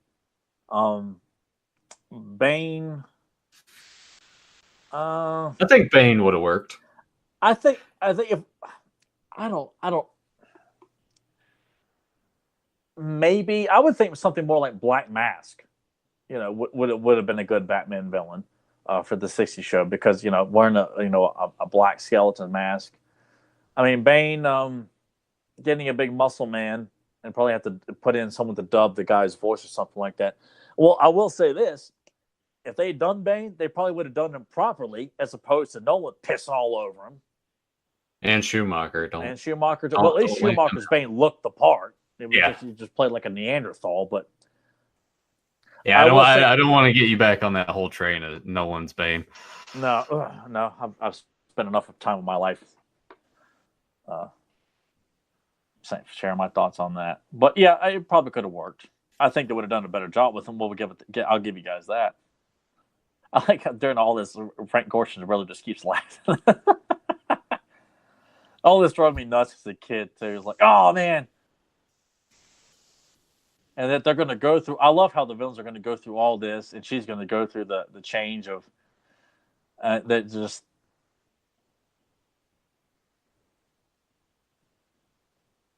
I love all this. It's classic role play here.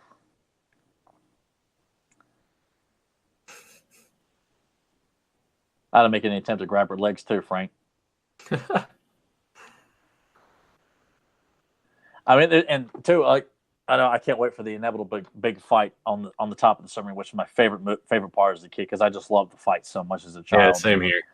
It was the fights in the show were always so great because they were really just going like, we're just gonna have a big ass brawl, like everything's in camera, punch, slam. I mean, outside the great the onomatopoeia sound effects like pow, zap, and wham and everything, it was like people breaking chairs over each other, kicking them, punching all over the place. It's a shame Nolan didn't take notes from this show, because you actually see what was happening as opposed to what you see in his films. What the hell are they doing? Yeah, it's like watching WWE these days. Like with the camera work, they have to have so many cuts and zooming in and out. It's just ridiculous. Fight choreography is so special to me, because a great fight can make or break a film too. Like, I mean, you can also have like kind of generic stuff. The story is really great, but I pay attention to that kind of stuff. I can appreciate great choreographed fights. And see too, like, people always want to dog current superhero films for having too many villains, but this has got 4, and nobody ever talks about this film as feeling like, well, too many villains, not enough time. Well, because all these villains are working together. They're not looking to break away from the pack and do their own thing. The threat is the 4 of them working together. That's this, regardless of what you want to say about the show, if you like the new stuff or whatever, but this works. I asked the people in the chat room, people who've said this for years, that you can't have, like, yes, I think it still works. You can have a Sinister Six movie and be successful, but you got to know how to do it. Yeah, they want to spend too much time to have each character have their own like subset thing, and they don't need it. Yeah. You don't need that.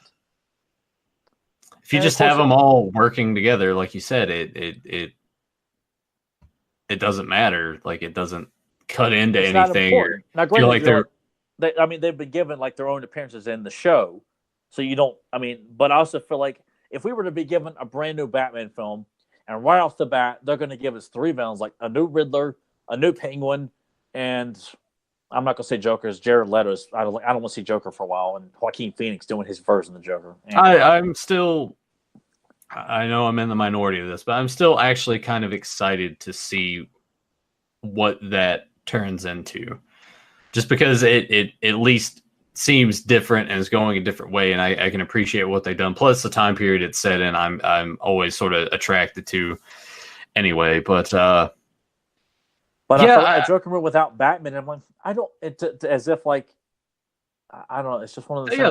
There's plenty in the Rogues Gallery to choose from. That's not the Joker. You know? I don't need to see the Joker again. So I want to see Riddler. I still want to see it. Like I know Nathan doesn't like Frazier, but to see David Hyde Pierce, who played his brother Niles, I'd love to see him play the Riddler because he has a very posh, dignified voice. He did the voice of Stickbug in Bug's Life. Yeah, I love that gag. Ah! That almost looked like an action figure just going into a bathtub. But I will love to disrupt a new Batman film that's at this point probably never going to come out. But throw us 3 villains. Give us a Riddler, give us a Penguin, and give us Black Mask or something like that. And make sure that you make them sympathetic. Oh yeah, we want to make sure we got to feel sorry for them because after that Oscar-worthy performance of Thanos in Infinity War, where you just feel sorry for that guy. I mean, it's a game changer. Bullshit. What are your opinions on False Face? We're getting a lot of False Face talk in the chat. I didn't see False Face till I saw it on FX, and I was like, "Who the hell is this guy?" But I have grown to appreciate the character because it's kind of like he's like the chameleon, like the Spider-Man villain, the chameleon. He's a disguise. That's his gimmick is that he's constantly he wears that plastic. I mean, the plastic mask he wears is kind of creepy. So I like False Face. And Tyler, how about Arnold as Mr. Freeze again? I still say to this day he could have been a great Mr. Freeze if it wasn't for the shitty script. Shitty script because him in that ice makeup looked very badass, and it would change the suit. The suit was too big for someone like Arnold. He needed something like the animated series. Like a guy Arnold's size doesn't need a big, giant suit. He needs something that fits his body. And Arnold's such an imposing guy anyway. Yes, I still say to this day he could have been a badass Mr. Freeze. I love to see someone do like a much more toned down version. And I think Uma Thurman could have been an awesome Poison Ivy too. George Clooney could have been a good Batman because his face doesn't work in the cowl. It looks flat. Yeah. And George Clooney sucks. Yeah, he doesn't make me want to go buy a ticket to go see his work. But I know this was I'll keep that one to myself because I feel like most people are like, that would be stupid. Go ahead and say it. You've already brought it up. This might sound weird, but I think Bryan Cranston as Mr. Freeze would be okay. I'll be fine with that. Because he's more than capable of pulling off like just a very sinister but just very like stoic performance. But he's also capable of just like losing his mind as well. I think someone like Freeze needs his own film. Yeah. Freeze doesn't need to do a team up. Freeze needs his own film because if you're going to have Freeze, because Freeze is the quintessential sympathetic Batman villain, and I think probably in the top 3 sympathetic villains next to the Lizard, he needs a film that way you can focus on his emotion and his rage at the same time, and you're not taking it away. And because to me, Mr. Freeze comes off as a solo villain anyway. Now, as a kid, this I was amazed by this. I'm like, holy shit, they turned him into dust. Yeah, me too. And then they can reverse it and just drop the guys anywhere they want. Like, how do they do it, man? That's what I love about being a child and watching this. It's magical. It's no different than believing in Santa Claus. Like you buy into all this stuff. The special effects in this is simple, but boy, it's great. Yeah. Oh man. And the Riddler's Gorshin's face with each pile. It looks like kitty litter. Yeah.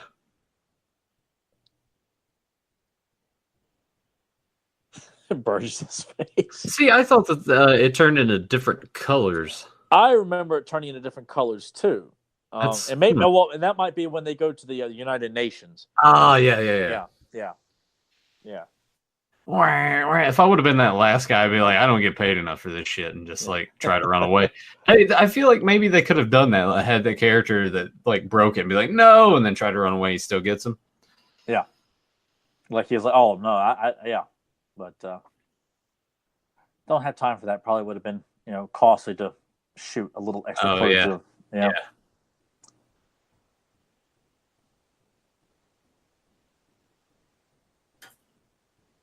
I never noticed it on TV because the quality, but watching the stuff seeing this on DVD and then on Blu-ray, the Penguin's outfit has that kind of fluff on his gloves, just like a penguin would. Like his white shirt he's wearing it's just like a penguin. I just love that touch. It was years before I noticed that because you just don't notice that on VHS and on TV. Yeah, it just looks like white gloves. Yeah, but to see like the kind of furry aspect to it is just a nice touch. These guys, I love Burgess Meredith. Yeah, he's wonderful. I mean, even in his last roles in Grumpy and Grumpier Old Man, like he's the standout character in those. He brings it in everything he's in. Dick sparking only. Isn't it amazing how the department stores got away with just calling themselves dicks?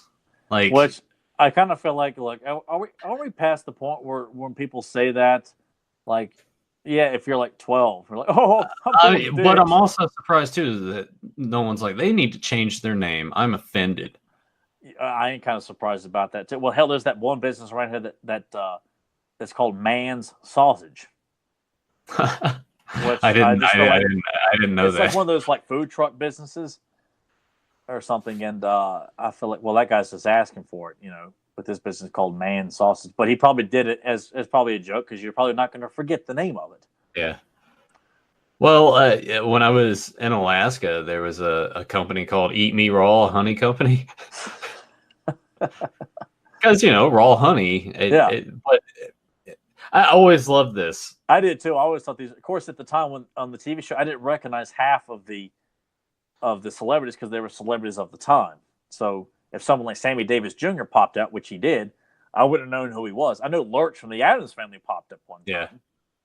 He was like, which they're bringing that back in an animated movie, which I'm okay with. I would rather be animated than live action. I feel like. Well, after the two films we got with Raul Julia and Angelica Houston, like that, they perfected the Addams Family. I need to watch those again. It's been a while. I watched them about a year or so ago. Man, they are just amazing films. Both of them are.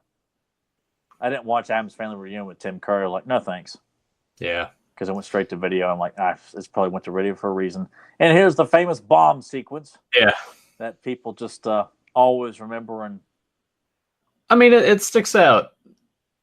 And I like the gag of why hasn't this thing gone off yet? And he's like, oh, I want to go there, but there's a band playing here. Looney Tune feel to it. But as a kid, I was like, oh my God. I'm just like, no way, everybody. Yeah, I love how they showed like the two fat ladies that are just chowing down on ham and everything, and they're just not giving a shit that they're in danger. It's like, I got to do this today. They'd have everybody pissed off about this. How dare you? That's the hippo lady from Rocko's Modern Life I was just quoting there. Because Rocko would be asked to like lather her up, and he'd fall on her boobs, and she'd yell at him and beat the hell out of him. Don't go towards the nuns. Oh no, there's a baby. It's just when you were comparing it earlier, like joke wise to Naked Gun, this right here is sort of encompasses that. Yeah, because it's taking it seriously, but we know. I mean, as a kid, I took the like they're trying. I mean, obviously they know it's a joke, but they're not stopping to let you know it's a joke, just like the Naked Gun does. Like that guy's like, oh shit. Moby Dick's Coffee Shop. I love all the seafood or this kind of seaside community here. I just think it's cool looking. People no way, man! Throw it down there, and then he's gonna run across this little duck family. Yep, propane. Got to stay away from that. Or butane. This is nuns again. Baby again. I mean, this. Oh, Oh, God, shit. no! And here comes the ducks. Like, some days just can't. Yeah, this would have been me. I ain't throwing down the no ducks. I mean, that was serious to me. Like, I was like, oh my God. And you're like, oh shit, he's dead. Batman's He's hiding dead. behind those pipes.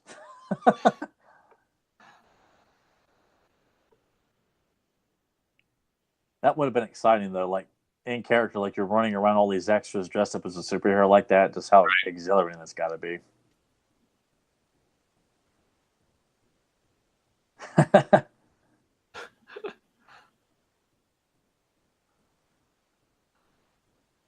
This movie just brings such just constant joy to me. Just nothing but endless smiles to my face.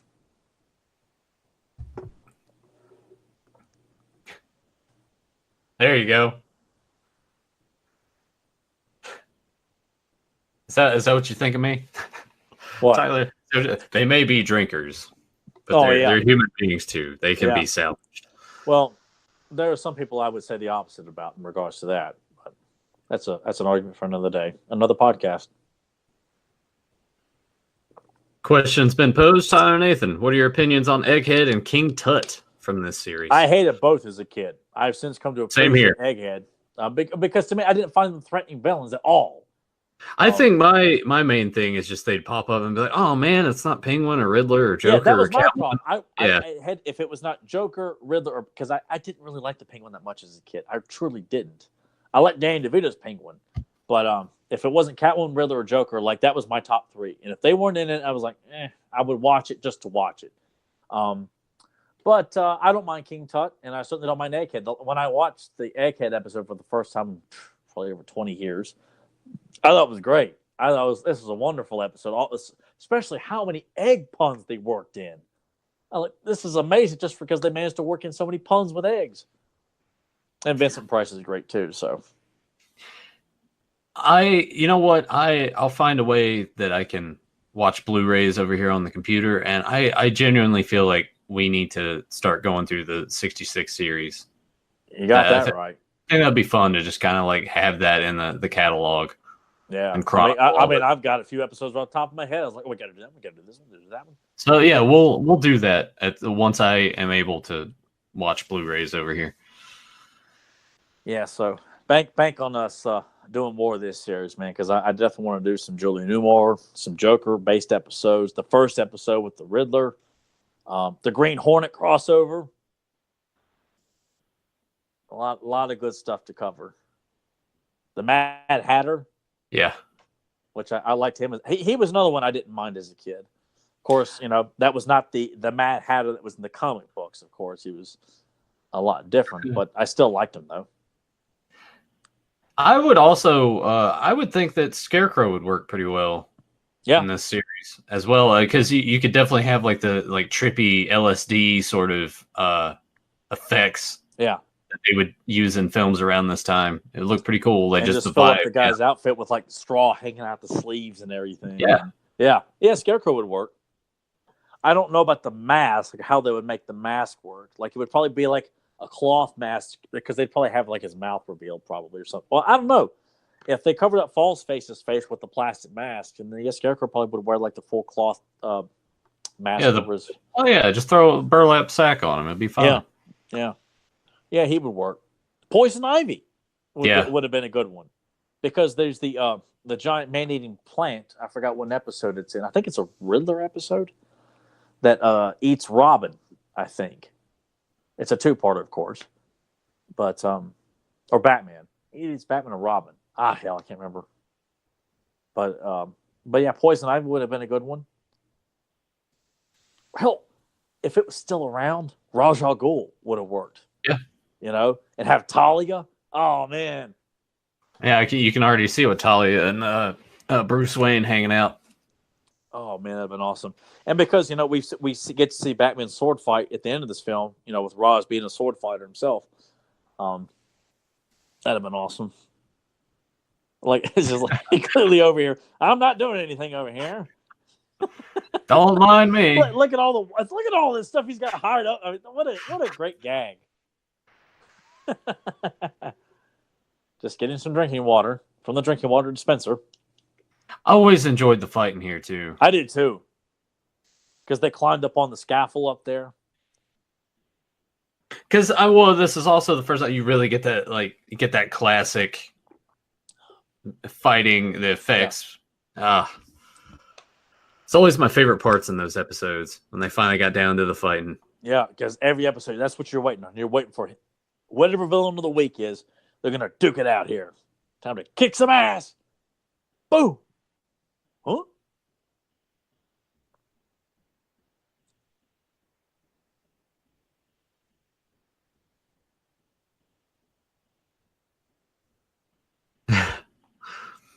Oh yeah, I like how he always had the waddle.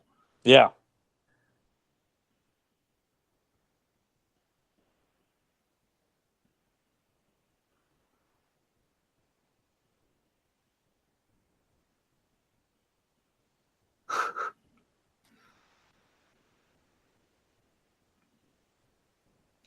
I wish there was like a theme park thing where you could actually like slide down the bat pole and come down into the bat cave. Like that's the ride. I would pay a good price to. That's it. It's just the pole, and you slide down the bat cave. That's it. Well, like you start up going into the study, and you get to push the button, make the door, and then the ride is you jump onto the pole and slide down, and you slide down into the bat cave. Like that's a ride to me. I just keep doing it over and over again, though. Hell with everything else. I'm going down the bat pole all day.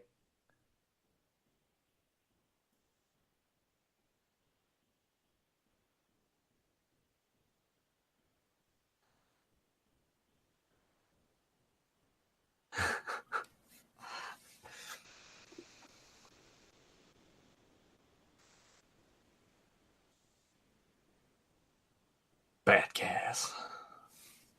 How the hell did he know I got gas? Yeah, in the first episode, that Riddler's girlfriend, Riddler's mall, falls down into that high voltage contraption in the back. I remember that was an episode that really stuck out to me as a kid because a girl died. I'm like, holy hell, they couldn't save the pretty girl. No way. I don't know why I thought that there was a fight really in the Batcave. Maybe I'm just thinking of like another episode. I mean, it's brief. It's a brief fight, but it is a fight. Because we really don't get to see them really cut loose until the submarine fight. Some more characters been thrown our way. What about Hugo Strange or Man-Bat? Man-Bat would have been really difficult. I don't think that could have been done. Hugo Strange could have been done. As like a crazy like German scientist or something like that. You know, I could see that working. Clock King, of course, he was already on the show. I was trying because he showed up in the animated series. I never cared for Clock King at all. I was trying to think of another Batman villain. I was trying to think of everybody that appeared in Hush that brought out all the heavy hitters. I mean, obviously there was Two-Face. Obviously, would have been awesome. This is to me, this is a good gag. It's like, how can anyone not see that there's a motorcycle right there? It's awesome. Nice touch. I always enjoyed the Bat Cycle as well. I did too, and I always thought it was so cool that it had a sidecar for Robin to ride in. Like to me, it was just like, oh man. Yeah, well, my dad had his first motorcycle when I was a kid. I always tried to tell him, like, get a sidecar so I could ride in it, and we could be Batman and Robin. You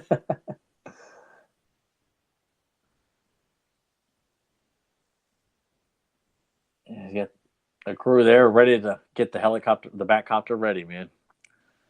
What a cool looking helicopter. And that's something too, it's never really become, at least not that I'm aware of, in the mythology of Batman. Like you got the Batwing or Batplane, the Batcycle, the Batmobile. And occasionally something else will pop up, but I feel like the Batcopter has just kind of. Well, I guess I guess the Batwing is sort of like overtaken as a faster means of transportation over the helicopter. I mean, of course, granted too, I would probably pick the Batwing anyway. This little brief argument. It's just laughing in his face. And that's something too that Frank Gorshin pulled off successfully, because you associate a laughing villain with the Joker, and man, Frank Gorshin just steals it and owns it.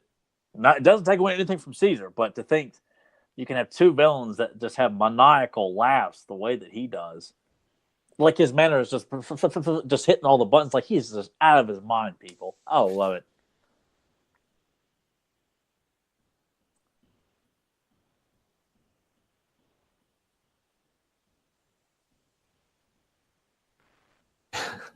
Lose control and fall down into that big foam convention going on in the street.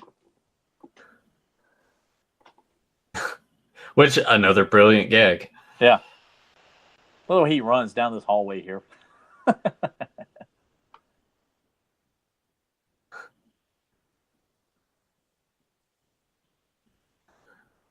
I mean, he's just just constant. Well, it's like when he laughs, you can't help but either laugh with him or smile. Yeah.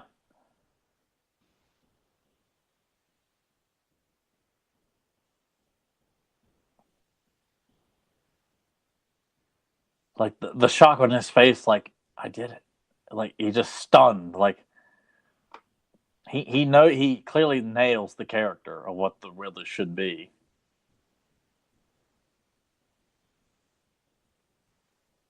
Look at that. The foam rubber wholesalers convention. I'll be damned. It worked.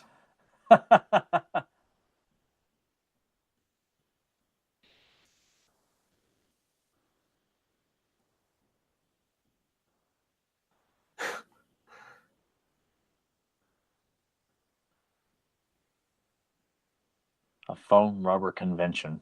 Yeah. What a way to spend the day. An egg. How do you buy 17 apples amongst the same people? Make applesauce.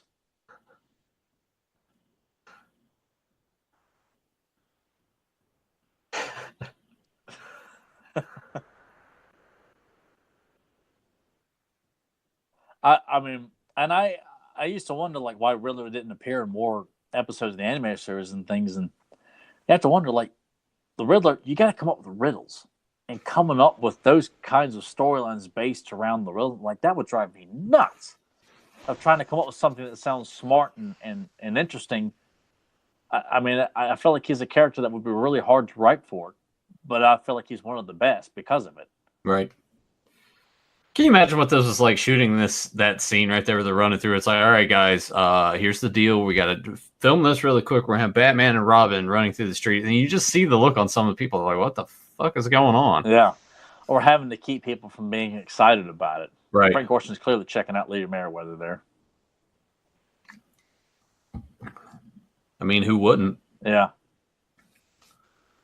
She's probably being hit on all the time during this movie.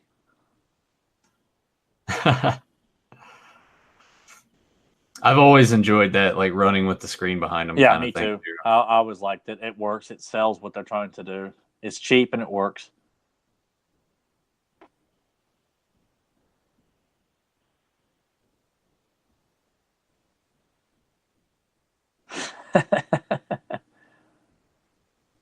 You know, I never really paid much attention that he had the question marks kind of like running up the side of his leg. Like that. Yeah. Yeah. Yeah. Because traditionally they're really supposed to have it all over his outfit, but I think it works for this case. Just two big ones on his, one on his chest, one on his back, and then going up his leg. So it works. And he's wearing like the purple eyepiece too that he would wear in the comics as well.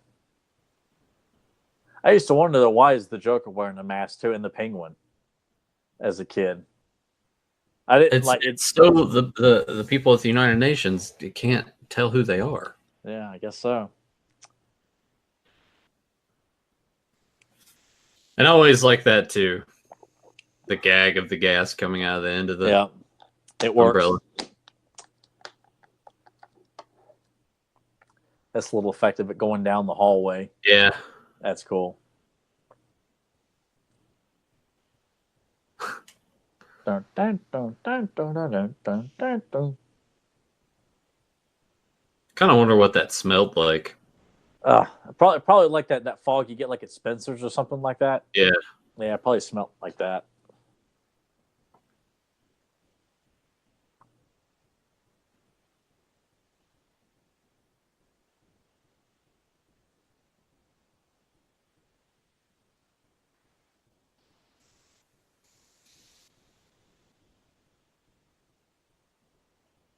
Remember Frank Gorshin appeared in like an episode of Are You Afraid of the Dark? No. Yeah. Do you remember what the episode was about? Vaguely. He was like the villain of the episode. He was dressed in black, and he was, God, it was such an odd episode from one I can remember, but I remember like, hey, it's Frank Gorshin, the Riddler. But I'm sure if you looked it up, you could probably find a picture of it or something. It wasn't one of the best episodes, but I liked it because he was in it, though. And of course, this is, I guess you could call this like stereotyping all these nations, but maybe not. Yeah, yes and no. I mean, I'm sure someone gets sand in their vagina about it because that's what people like to do. They just dump sand down there and have a reason to bitch about something. So I never understood about. I saw a quote about in terms of people being offended. It's like they seek it out. Ricky Gervais said, "I have people all the time that are sending me stuff, telling me like they don't like me or whatever, and yet they follow me. So it's like just unfollow me." And it comes with any of that. If you don't like something, just don't watch it or read it, or buy it or whatever. Like let someone else enjoy it. Just because you don't doesn't mean you have to sit and. Oh my God, you like this? Blah, blah, blah. That's why we always stress on the show. Like, if you like some of this stuff, cool. Like, if you like the Marvel films and think that, like, they're the best, all the power to you. I'm not denouncing anybody. I'm just saying I hate them. I have my reasons for it. But for me to go out of my way to attack someone on social media it's just too much. And it's a waste of time. Like, go do something else with your life. What an asshole thing. And that's why, even at ball games or something, if I was to watch Joe Kim Noah play, I hate Joe Kim Noah. But to cuss him and threaten him because I think I'm entitled to do it, who the hell am I? Ah, there's the multicolors. Yep. Looks like Crave from back in the day. Remember that stuff, that candy called Crave? Yeah. I never ate it because I didn't like powdered candy. Dude, do you remember Dunkaroos? Mm-hmm. Oh, man. Do they still make I imagine they don't. There's a variation of it. I ate the shit out of those as a kid. Yeah, I was more about that icing. I was like, I could cookies in the icing. I couldn't tell you how many times we'd go to the grocery store and I would buy like a shitload of snacks, but I would eat them all like that night, and then my stomach would hurt. I was like, oh, I shouldn't have done that. Oh, yeah, cue the Rocco fart. Yeah.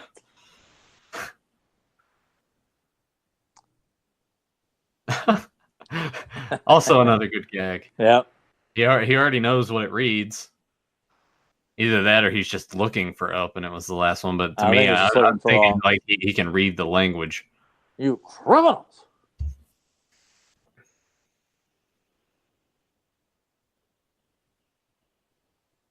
Oh, apparently Dunkaroos are still around as Dunkaroos.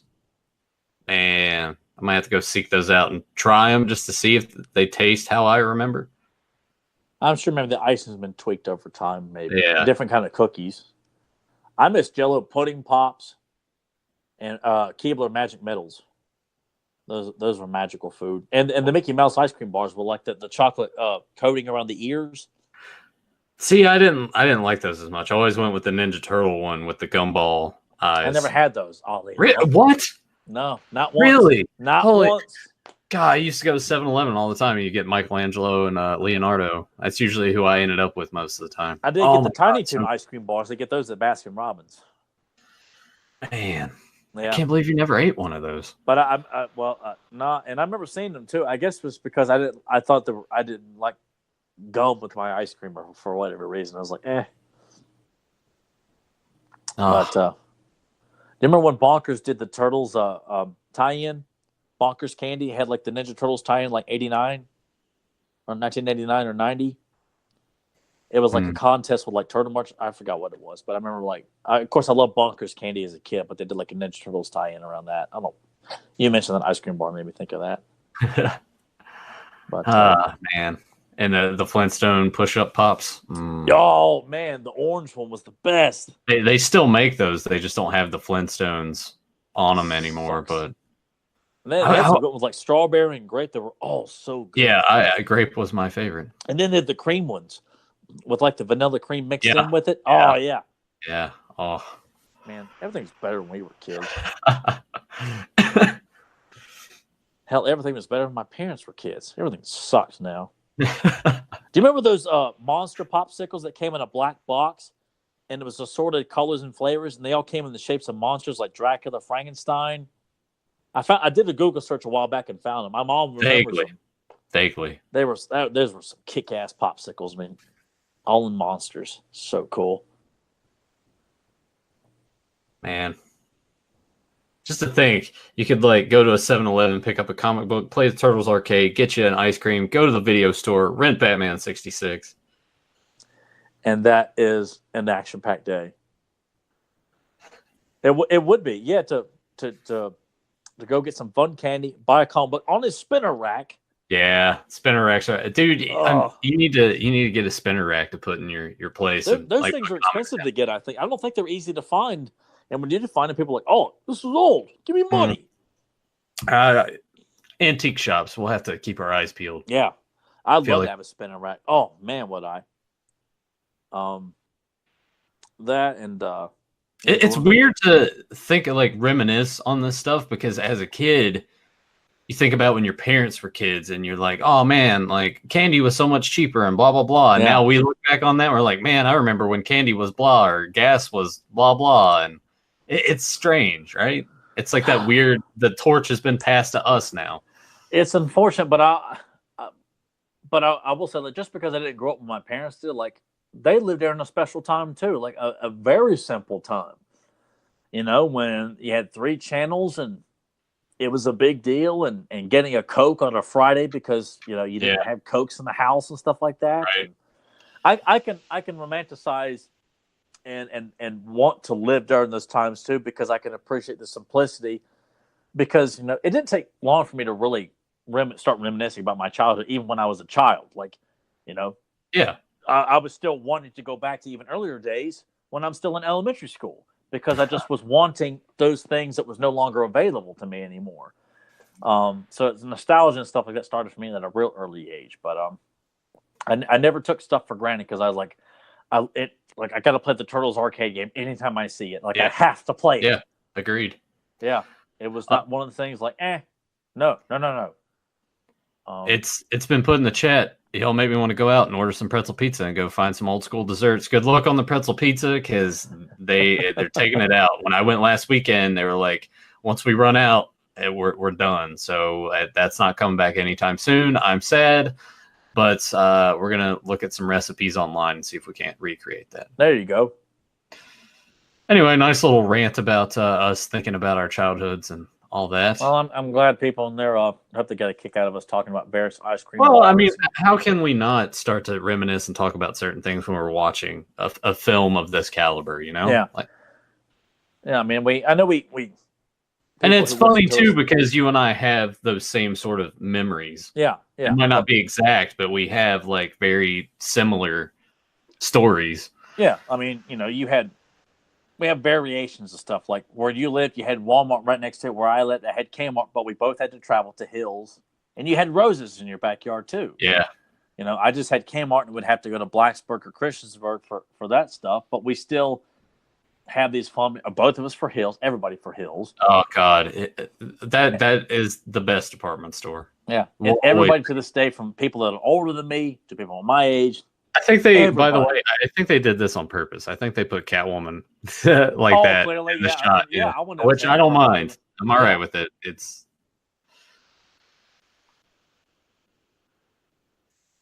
now let me ask you about this because we had I always thought this bazooka was really cool to shock him to the surface. Look at his cigarette hanging out of the cigarette holder like that. Yeah. It's a sign like Eartha Kitt playing Catwoman in season 3. Yeah.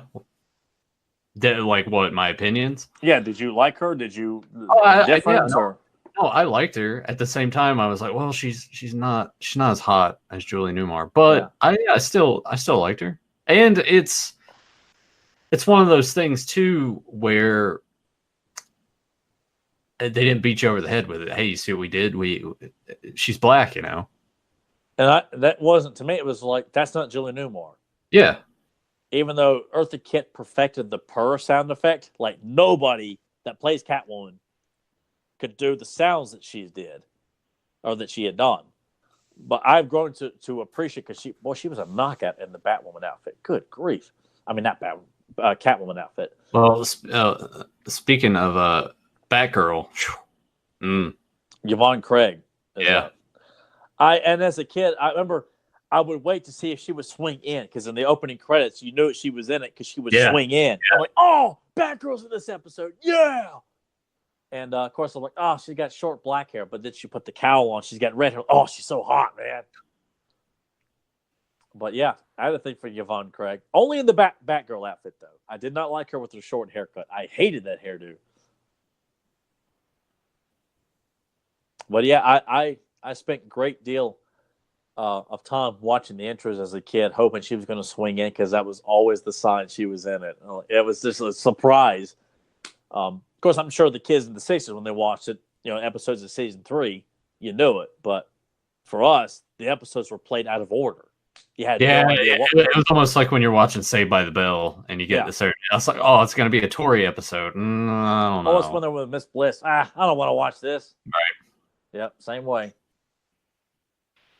Tori tried out for the role of the girl in Karate Kid Part 3. Really? Yeah, there's footage of her doing a test screening with Ralph Macchio. Interesting. Yeah. I wonder if she would have worn like a leather jacket while she's doing pottery. Iceman Trevor says, I appreciate the time we live in now, where our childhood shows are just a DVD, Blu-ray, or Netflix away. I hated waiting on my favorite TV show episodes to finally come on so I could record them to VHS. Yeah, it's kind of like you take one and lose the other kind of thing. However, though, because of that, though, we have a greater appreciation. It is nice that I can pop in every season of He-Man, G.I. Joe, She-Ra, Thundercats, Turtles at my disposal. But had we not gone through that, I feel like it just, for me, it left like a greater appreciation for that. Like, we still don't have Bionic 6 on DVD. There's still a bunch of other shows, like the Batman 60 show.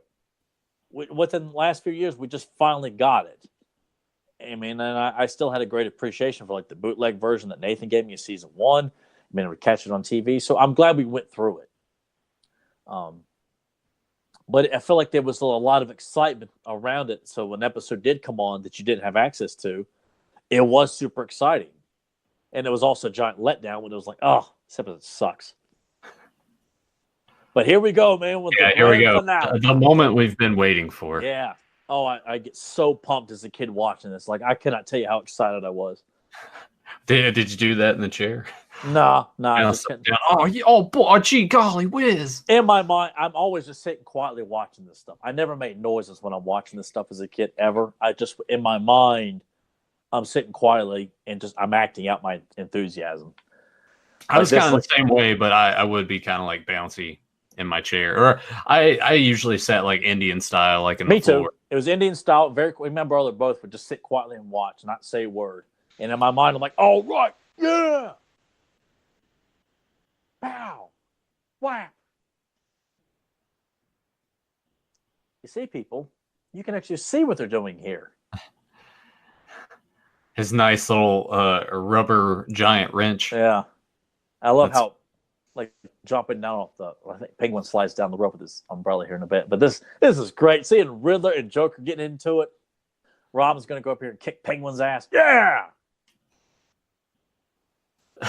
Teaming up here. When they start falling in the water, too, as a kid. This is great. This had to have been a blast to shoot this scene, too. Yeah, here's Penguin sliding down the rope. Or it could have been miserable. It could have been warm enough, but the water could have been really cold. Yeah. But I think they shot this in the summer. Right after season 1 was done, I think. Just throws the cat at him. And he's going to hold on to that cat.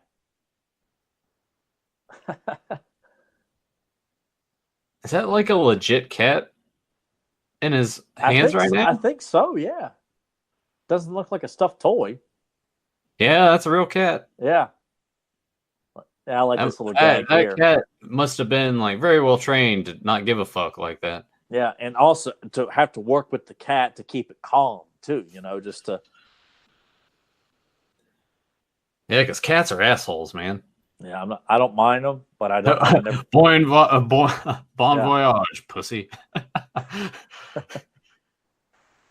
yeah. Here comes the sword fight. Yeah. See, we see Raj Al Ghul and Batman doing this. This has been awesome. What a great set too! Like just this actions on a submarine in this giant pool that they're filming this in. Like this is great. I would have been screwed because I can't swim. I've been like flailing towards the cat. Help me!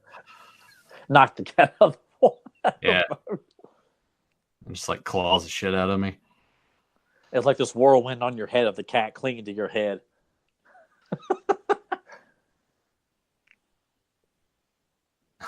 Ah! Penguin with the belly flop. Yeah.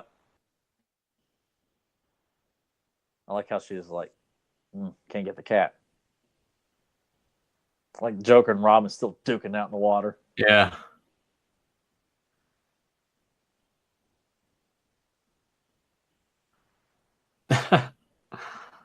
They got them all tied up.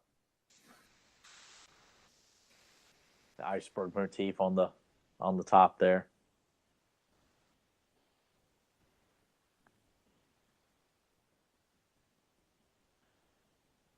Holy heartbreak. Miss Kitka.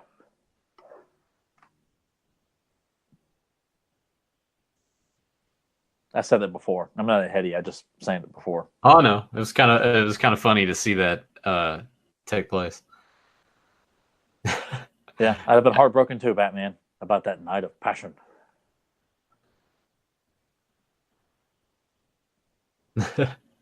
It's a nice touch for him to hear that song. Yeah. Because to pretend as if Batman, even though he has to present himself as someone who doesn't care, he is still human. And I think it's good to convey that, you get caught up in the moment of like, hey, you think you got this really hot Russian reporter you're going to be dating when you're done. And you're like, nah, it's Catwoman. Well, all right. Chain her up. Take her back to my bedroom.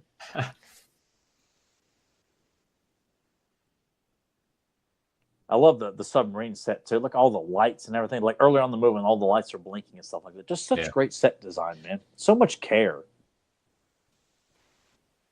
Well, they had to make it look like an actual inside of a submarine, Yeah. I'm sure there were all kinds of flips and switches. Shit, there probably still are.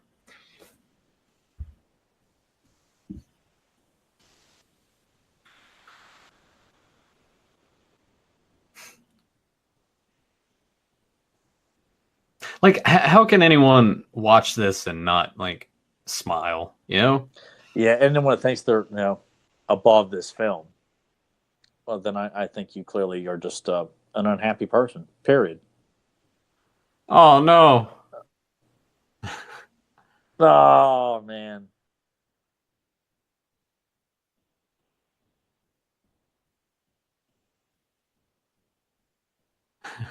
This whole elaborate setup here, because when they're wearing like the aprons and stuff like that, and the medical. I just think it's the labels, like molecular dust separator. Like it's just nice. Well, plus it is kind of poking fun at the fact that Batman's got everything covered. Which to this day Batman still does that. Maybe not as elaborate and just kind of out there, but still, Batman has something for everything. I mean, I think that's the consensus, even amongst generic fans that buy their Batman support apparel at Walmart. Oh yeah, I like because he's like human. He's like prepared for everything. Oh yeah. Yeah. Oh, it's kind of the one thing you run into with the popularity of things. It just sucks. It would have been nice to. I mean, of course, working at tech, you come across a lot of people who genuinely like this stuff and not just wear it because it's just like the cool thing to do. Like you can actually have in-depth conversations about these characters or Star Wars, and it's not just, oh, I like Star Wars. Who's Dingard? Who's Bosk? Shut up! Get out of here. Well, Is I mean, what it is. I don't expect people. I mean, because look, I don't know everything about everything, nor do I pretend to. But when you talk Batman with somebody, you see someone wears a Batman shirt, and you should be able to say, "What's your favorite version of Two-Face? Who's that?" Oh, you know, you're like, Yeah, I'm with you. Oh, it's like at I'm my not old asking job. for much. Well, If it's you like wear that shirt, you better know something about it. well, true. It's like it's my old job. I was wearing my Ninja Turtle shirt, and that one chick was like, "Oh yeah, I like the Ninja Turtles." And she didn't know who Splinter was. I was like, "What?" Son of a bitch. I think she said, Splinter was like the villain. I was like, "What?" I got no tolerance for that kind of Yeah, demeanor. I No mean way. something as simple as that. I'm sorry. Conversation's done. Over. You're done. Out. It's when you wish you had like a trap door button. You just push it, and wherever they're standing, they just fall down through the chute. Doesn't matter where you're at. Once I told my mom in high school that I had to return a DVD to Blockbuster. She yelled, "Did you remember to rewind it?"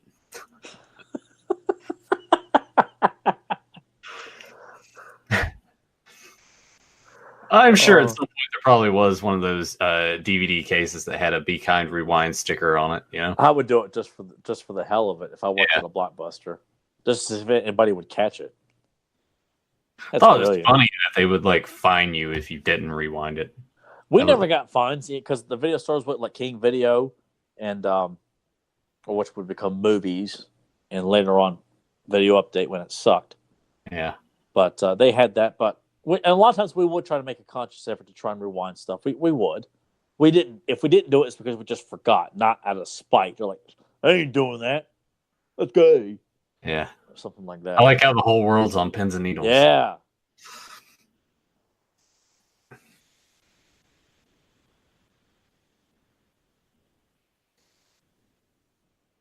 Well, it's cool to look at Batman and Robin as like the sole superheroes of the world, like in this universe. Like there is nobody else. Like they're the ones that can save the world. Like it's kind of neat to have it in its own private universe, so to speak. That is not a shared universe. I'm kind of surprised though that they didn't attempt to go that route of. It's like to put the Flash in the show or Aquaman. But you got Or to think it with Fox doing this. Maybe there was some rights. Maybe the rights were well, probably strictly for the Batman cast of characters, like characters that were exclusive Batman characters. Or, of course, the contract may have been a little bit more different back then, too, where all they're interested is just Batman, not necessarily. Because, well, that's what's really held things up is that they, Fox had the rights to Batman. And, of course, when they lost it, they went to Warner. Oh, well, no, because I think Warner Brothers wanted it. Because I think after they had done Superman, they wanted to get Batman. Of course, ABC wasn't doing anything with Batman. So I guess it's just kind of with this. Where the hell am I going with this? I don't know. I'll just shut up. Iceman Travis said they would slap those stickers on NES cartridges. I would return them and tell them, "Yeah, I rewound it for you." I do remember that. I'm like, why is this on? But there's some people that are like, "Yeah, them Nintendo tapes." What? They're not tapes; they're cartridges. Yeah, and the people who still think, wrestling is real. Yep. And those black bars on the TV, man, they're losing all the picture. Yeah. God, I'm so happy we're past the whole like having a widescreen and full screen versions of things. Oh, I know. Because it became such a pain in the ass to have to on some of Make the sure you didn't get, the full screen version by accident. Yeah.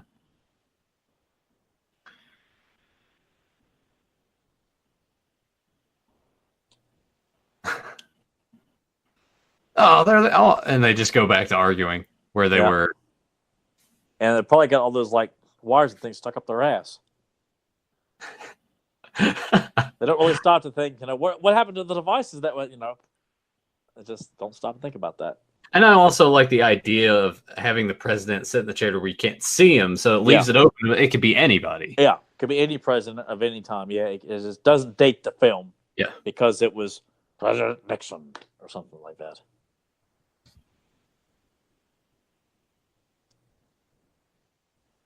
I was a kid watching all these, representatives from all these nations talking in their, what's linked to them, and I'm like, what the hell are they talking about? Like, shalom. I'm like, I have no idea what he's talking about. Speaking Swahili, I have my subtitles on here, so I can. It's kind of like the opening of Naked Gun. Yeah. When you have all the people like plotting against America, of course, but it's all the stereotypes of people who would plot against America. So you think I would be able to tell you what that says because I took 3 years of French in high school? Yeah. What was it? Oh, well, I took 3 semesters of Spanish, and I can tell you a few things, but very, very little. I have to mute my mic here shortly. You'll have to carry on the conversation. All right.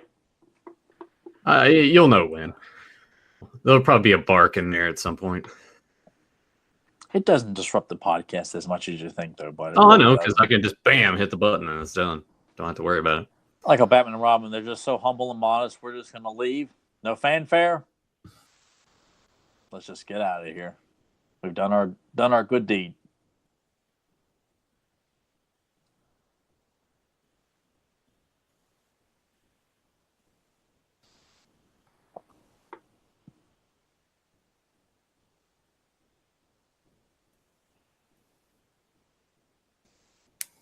You were a big Robin fan as a kid too, weren't you? Yeah. The Living End. Yep. Question mark. Makes you wonder. But yeah, no, I enjoyed Robin a lot because at this point, getting into this version and having the Death in the Family books around that time, and really wanting him to show up in Batman Returns, like because I would hear little things about that as a kid. I was like, man. And then you see the figure. Yeah. Like, well, he's not in the movie. What's going on here? Yeah, and then he got his own book at that time, and I was into it. I'm still like, and I've heard.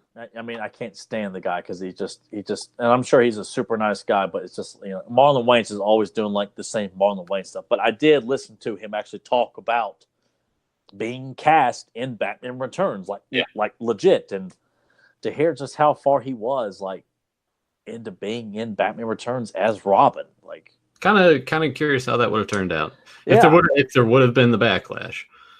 Oh, you made Robin black? What? I don't think that would have bothered me. I think it would have been more about like, I am curious, but because back then that was before Marlon Wayans was all about, hey man, I'm white chick, I smoke pot in a scary movie, isn't it funny?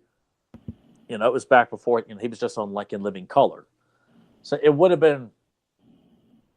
I don't know. I would have been curious to see how he would have looked in that version, because we got Robin in Batman Forever. Well, I think Robin would have looked different had Tim Burton, been running the show, and the version that would have got greenlit. So I'm sure like I've seen like a picture or two vaguely of like concept drawings of Marlon Wayans as Robin. But I'm glad he wasn't in it because I don't know where the hell he would have fit into it. Yeah. Yeah, it would have been too much. Yeah. As much as I would have been to be there, it would have been too much. Yeah. And frankly, like, I think, because Two-Face was supposed to be in part 3, Harvey Dent was supposed to be in Batman Returns, and I think what happens to Max Schreck was going to cause Billy D. Williams to get the scarred face when Michelle Pfeiffer, like, pretends to kiss him and, like, torches him. I think that would have given us the charred Billy D. Williams to set up for the third film. So yeah, and no matter what, like Robin just would not have fit in the film at all. Like I think honestly, like it probably would have been better too. Of course, I loved it at the time when Batman Forever came out, but I think it really just would have warranted one villain, and you have Robin make that the B story. Like the A story is the villain, or even the Robin, because I feel like that's an important part of the mythology is Batman and Robin forming their team and training him and everything, and there's a lot of good stuff that could have come out of doing all this stuff, done it right. But that's why it would have been great if we'd gotten like a a Netflix type Batman show where they could really take time to flesh out this stuff. If you're not going to do it right in the movie, give us a Netflix show. Where you could really take your time and build up the mythology, introduce these villains, and not in some sort of goofy ass Gotham way. Right. Yeah, because Gotham. I think they're actually bringing Batman into that show. Yeah, even though because it's over now. It's like, yeah, I don't care. I'm not interested in these alternate versions where we have the villains but no hero, or the hero's there. He's just not looking like the hero. they gotta stop with all that stuff. I know some people like it. That's probably fine too. But I don't tell me this is a Batman show without Batman in it. Right. But anyway, that is our commentary for Batman 66, the movie. Yeah, I'm still waiting for. Well, we can go and kind of wrap it up then, since we're pretty much done anyway. So, okay, well, we are done. And if people have any questions for us as we wrap this thing up, because me and Nathan are going to get together here in just a few moments anyway, so we're going to wrap this thing up. If you have any questions for Nathan or myself, or any other thoughts, put them in the the chat room for Nathan to read out as soon as he's done dealing with the mass hysteria going on behind the door there. But plus, if you guys have any thoughts for I like episodes for the Batman 66 show you want us to do, throw out a couple of options to us. We like honoring listeners' suggestions and making everybody a part of the show as well, being contributors and everything. So if you have thoughts on episodes you want us to do, preferably ones featuring the Joker, Riddler, or Catwoman, or Penguin.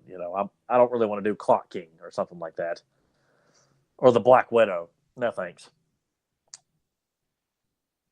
Nathan, are you? Oh yeah, I had to unmute. Okay. I was like, "What the hell's going on?" No, just a quick thing to throw in here. I get a text from Emily. She's like, "Oh, I'm by Walmart," and then I get another text. She's like, "I found a dog," and I was like, "Okay." She was like, "I'm gonna take it to the shelter." I was like, "All right." She's like, "Coming in to get a collar," and she came in and got the collar, and the dogs were barking, and then she left, and they were still just barking, so I had to go let them outside. No worries. But yeah, I need to get a Blu-ray. I need to, once I get that, then we can do some of the episodes from the series. Cool. But yeah, I think you already threw out the thing of, if you guys have any questions about anything, go ahead and throw them out there, and then we'll wrap this thing up in a nice tight little bow. But man, trying to think of like some final thoughts to say, because that went by kind of quick. It's a wonderful film. It's a wonderful property. So that's why I'm glad now it's good as people love it. Yeah, it's good to see that it's finally getting the respect that it deserves in terms of home video releases, action figures, merchandise. It's nice that has become a thing. Yeah. I don't know. It's just to me always going to be one of those things that I am always just going to associate with certain parts of my childhood. Like anytime I watch it, I'm just automatically gonna that's why when all those memories started flooding back, and we're just like, oh, let's talk about some of these ice cream bars and all these other things that I just that period of time, like from what 89 to probably 93. Yeah, I want to say come mid 90s, man. It was come mid 90s. I was into like sports. I was moving into the sports realm. I'm still clinging to the stuff that's steadily fading away, and and I'm still into He-Man and Turtles and Thundercats and G.I. Joe and Batman, Spider-Man. Of course, I think superheroes was the big thing around that time, because I was really into Spider-Man and Marvel Comics at that time too, big time. So. But I think it was a good commentary, and I hope everybody enjoyed it. I don't think we veered off too much from the commentary itself, and other than just having our own memories of things. Which it's all kind of connected in a roundabout way. But we have had a suggestion about, how about the George Reeves Superman serial that came before the show? It's on YouTube if you search. Not opposed to doing that at some point. Absolutely. Yeah, that'd be cool. Because I liked watching that as a kid. I genuinely would, because I watched it on Nick at Night back in the day. Yeah. So I thought it was good. Let's see. Blockhead says Jason Todd being killed by Joker. I don't know in what context that's thrown out there, but I thought that was it was a cool idea. I like how they also had that hotline number that you could call. Yeah. It's like, do you save him or do you kill him? And the vast majority are like, kill him. He sucks. Yeah. Which, doing that led to the Red Hood. So I think they should do that now. And some comic book, whatever, but do that again. Have like an internet poll, like, yeah, if you want this character to live, do this. If you want him to die, and then creatively they can come up with a new. But it won't mean anything if you want them to live, though. That's the thing. If you try this, it kind of feels like, well, then what do you do? Like the hyping it up is like, do you really want us to kill him? Plus in this day and age too, they ended up bringing him back anyway. So whoever you have killed in comics, no matter what, Norman Osborn came back, after being impaled in front of Spider-Man by his own glider. And he's back, and he has been back for quite some time, amongst many other supervillains. Well, you can't keep them going forever, right? There's money to be made. And frankly, I wish they'd have brought back Norman Osborn sooner anyway, and made him the Green Goblin. Like I just, after Harry became like, which I didn't mind it, but to me, it's still Norman, and that's why you do it for shock value, but I do feel like killing off villains, not the best idea. I don't think. Right. Because even when you do bring him back, it kind of feels like. I think if you're going to kill him, leave him gone for a while. I think they don't have the balls to do it, though. At least back then when Marvel did do it, like Green Goblin was dead, and they made his son the Green Goblin. It would be until he died, and Harry had stayed dead, but Norman came back. But like they killed off Dr. Octopus, had his neck snapped by Kane. He ended up coming back. I don't know. They got all these like Aunt May died. They brought her back. Oh, it was a robot. Just stupid stuff like that. If you ain't got, it's ballsy to do it. Like I'm glad when they did Gwen Stacy, like she stayed dead. They had clones come back to mess with Peter Parker, but I was like, no, she's dead. She's gone. So. Yeah. I don't. It's weird. It's like, do you look at it? I feel most of them look at it now from just a business standpoint, not so much a storytelling, creativity. Oh yeah, because certain characters, they bring in money. They draw attention. Why kill them off? You do it for shock value, but you also feel like, okay, now you're in trouble. You killed off one of the top. And the main thing too is when they do that, the most part is that's why Superman did as well as it did, because when you do something like this, like the media, the casual media picks up, like they're killing Superman, and it's like anytime with wrestling stuff, it's like they do things to bring in the casuals. Like here's Rob Gronkowski. He retired and he played for the Patriots. He's coming in as me. I'm like, I don't want him there. Yeah. He sucks.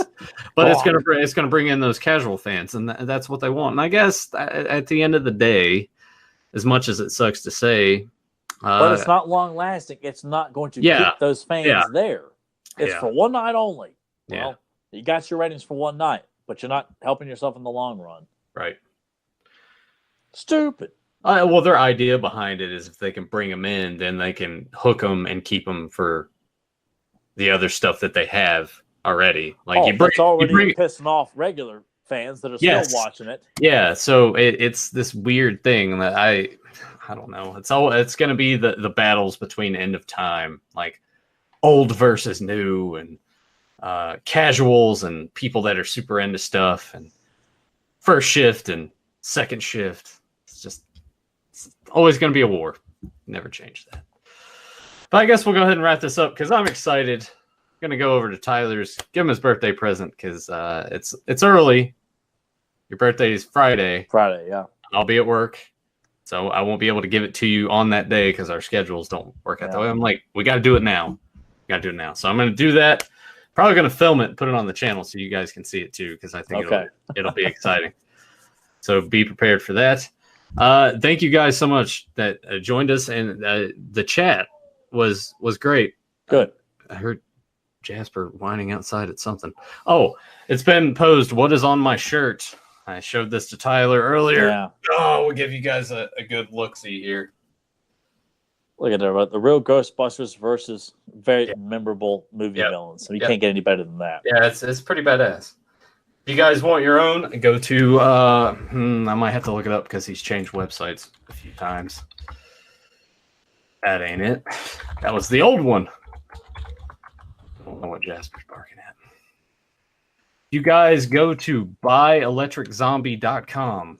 You can get this shirt. I don't know what sizes are still available. I know some of them were sold out, but check out the rest of that guy's stuff. He's got some cool shit on there. But yeah, the chat was like, I think that's the most active chat we've had for a Capes and Commentaries episode thus far. Well, that's excellent news to hear. Yeah. Let's see. I think there's some suggestions here. Either Pop Goes the Joker or TMNT Cowabunga Shredhead. Oh, I know the ones he's talking about too. Cowabunga Shredder is when Mikey and Shredder switch. I like that episode. Yeah, I liked it as a kid too, but I haven't watched that episode in over 20 years. And I saw this one that I watched Turtles the other night. I'm like, nah, I don't feel like watching that tonight. I watched Casey Jones instead. Oh, awesome. Yeah. Hey, lawbreakers, you little iron on your diet. God, it's awesome. Yeah, the Eastwood impression. I thought that was cool. It's like, yeah, you got to base it off of that. I had no idea as a kid, so I thought he was so serious. And I'm like, what the hell is this? And watching it now, I'm like, this is genius, man. This is great. I love it. But thank you guys that joined us live. If you are new to the channel, please hit subscribe, ring the bell so you get notified when we go live for our podcasts or when I play video games or when new videos are posted. Keep your eyes out for Tyler's birthday surprise. Well, it's not really a surprise, but Tyler's. Well, it is for me. Birthday unboxing. Did either of you try a 90s TV show like Mighty Ducks animated series? No. I remember it and I didn't care for it. I remember when it came out and I watched it and I was like, yeah, okay, that's a thing. It's weird how that movie spawned like an animated series and an actual team. And that was the part that threw me the most. Like they have a team. I'm like, man. Doug episode, yes. Yeah, we're gonna do Doug at some point, I promise. Yeah. There's plenty of stuff we can cover with Doug because that is also a show that is near and dear to our hearts. Very much so. Yeah. And it's been posed arcade tonight. Probably. I'm sure Joe will bug the piss out of me all day. If he's been in here, he's better than you. I'm sure if he's been in here lurking, which is entirely possible, or he goes back and watches this, which he usually does. Thank you, Joe. He'll probably be like, yeah. If he catches wind, he's gonna be like, oh, you got to stream. He's already given me 2 games that I need to play and start off with. So if I do that, I'll start. Yeah. I know I said last time after Fans of Power, I was like, yeah, there'll probably be an arcade, blah, blah, blah. And then I went and watched Bumblebee and just relaxed and went to bed. Fantastic film, by the way. You guys check out Bumblebee. It is a good film. It's the only good Transformers live action film so far. All right. I went through the subscribe stuff. Check out all the links down below. You can download us on Podbean and you can find us on iTunes. Like our Facebook page. Buy Joe's t-shirts and hit him up for a custom. And check out Fans of Power, the He-Man and the Master Universe podcast, hosted by Tyler Baker, Joe Amato, and myself. You can find that at youtube.com/fansofpowerpodcast. And check out the Transitional Champion podcast. We're almost done with the weekly thing because WrestleMania is near. And Dirt would be better at giving the spiel of where to go to find that because he's got it in so many various places. But leave a comment down below and like this video and let us know your thoughts on Batman 66 or if you ate any of those other ice cream bars. I think those still exist. I think they have like SpongeBob and stuff like that. Yeah, there are variations of it. Yeah. Yeah. And I'm sure it tastes the same. I'm gonna have to just go and be like, hey, what you got in there? Maybe they got like Spider-Man or something. Yeah, and Spider-Man's always been made into some sort of ice cream bar still. Yeah. All right. With that said, we will see you in the future to talk about the past. Hope you guys enjoyed. See you next time. See you next week.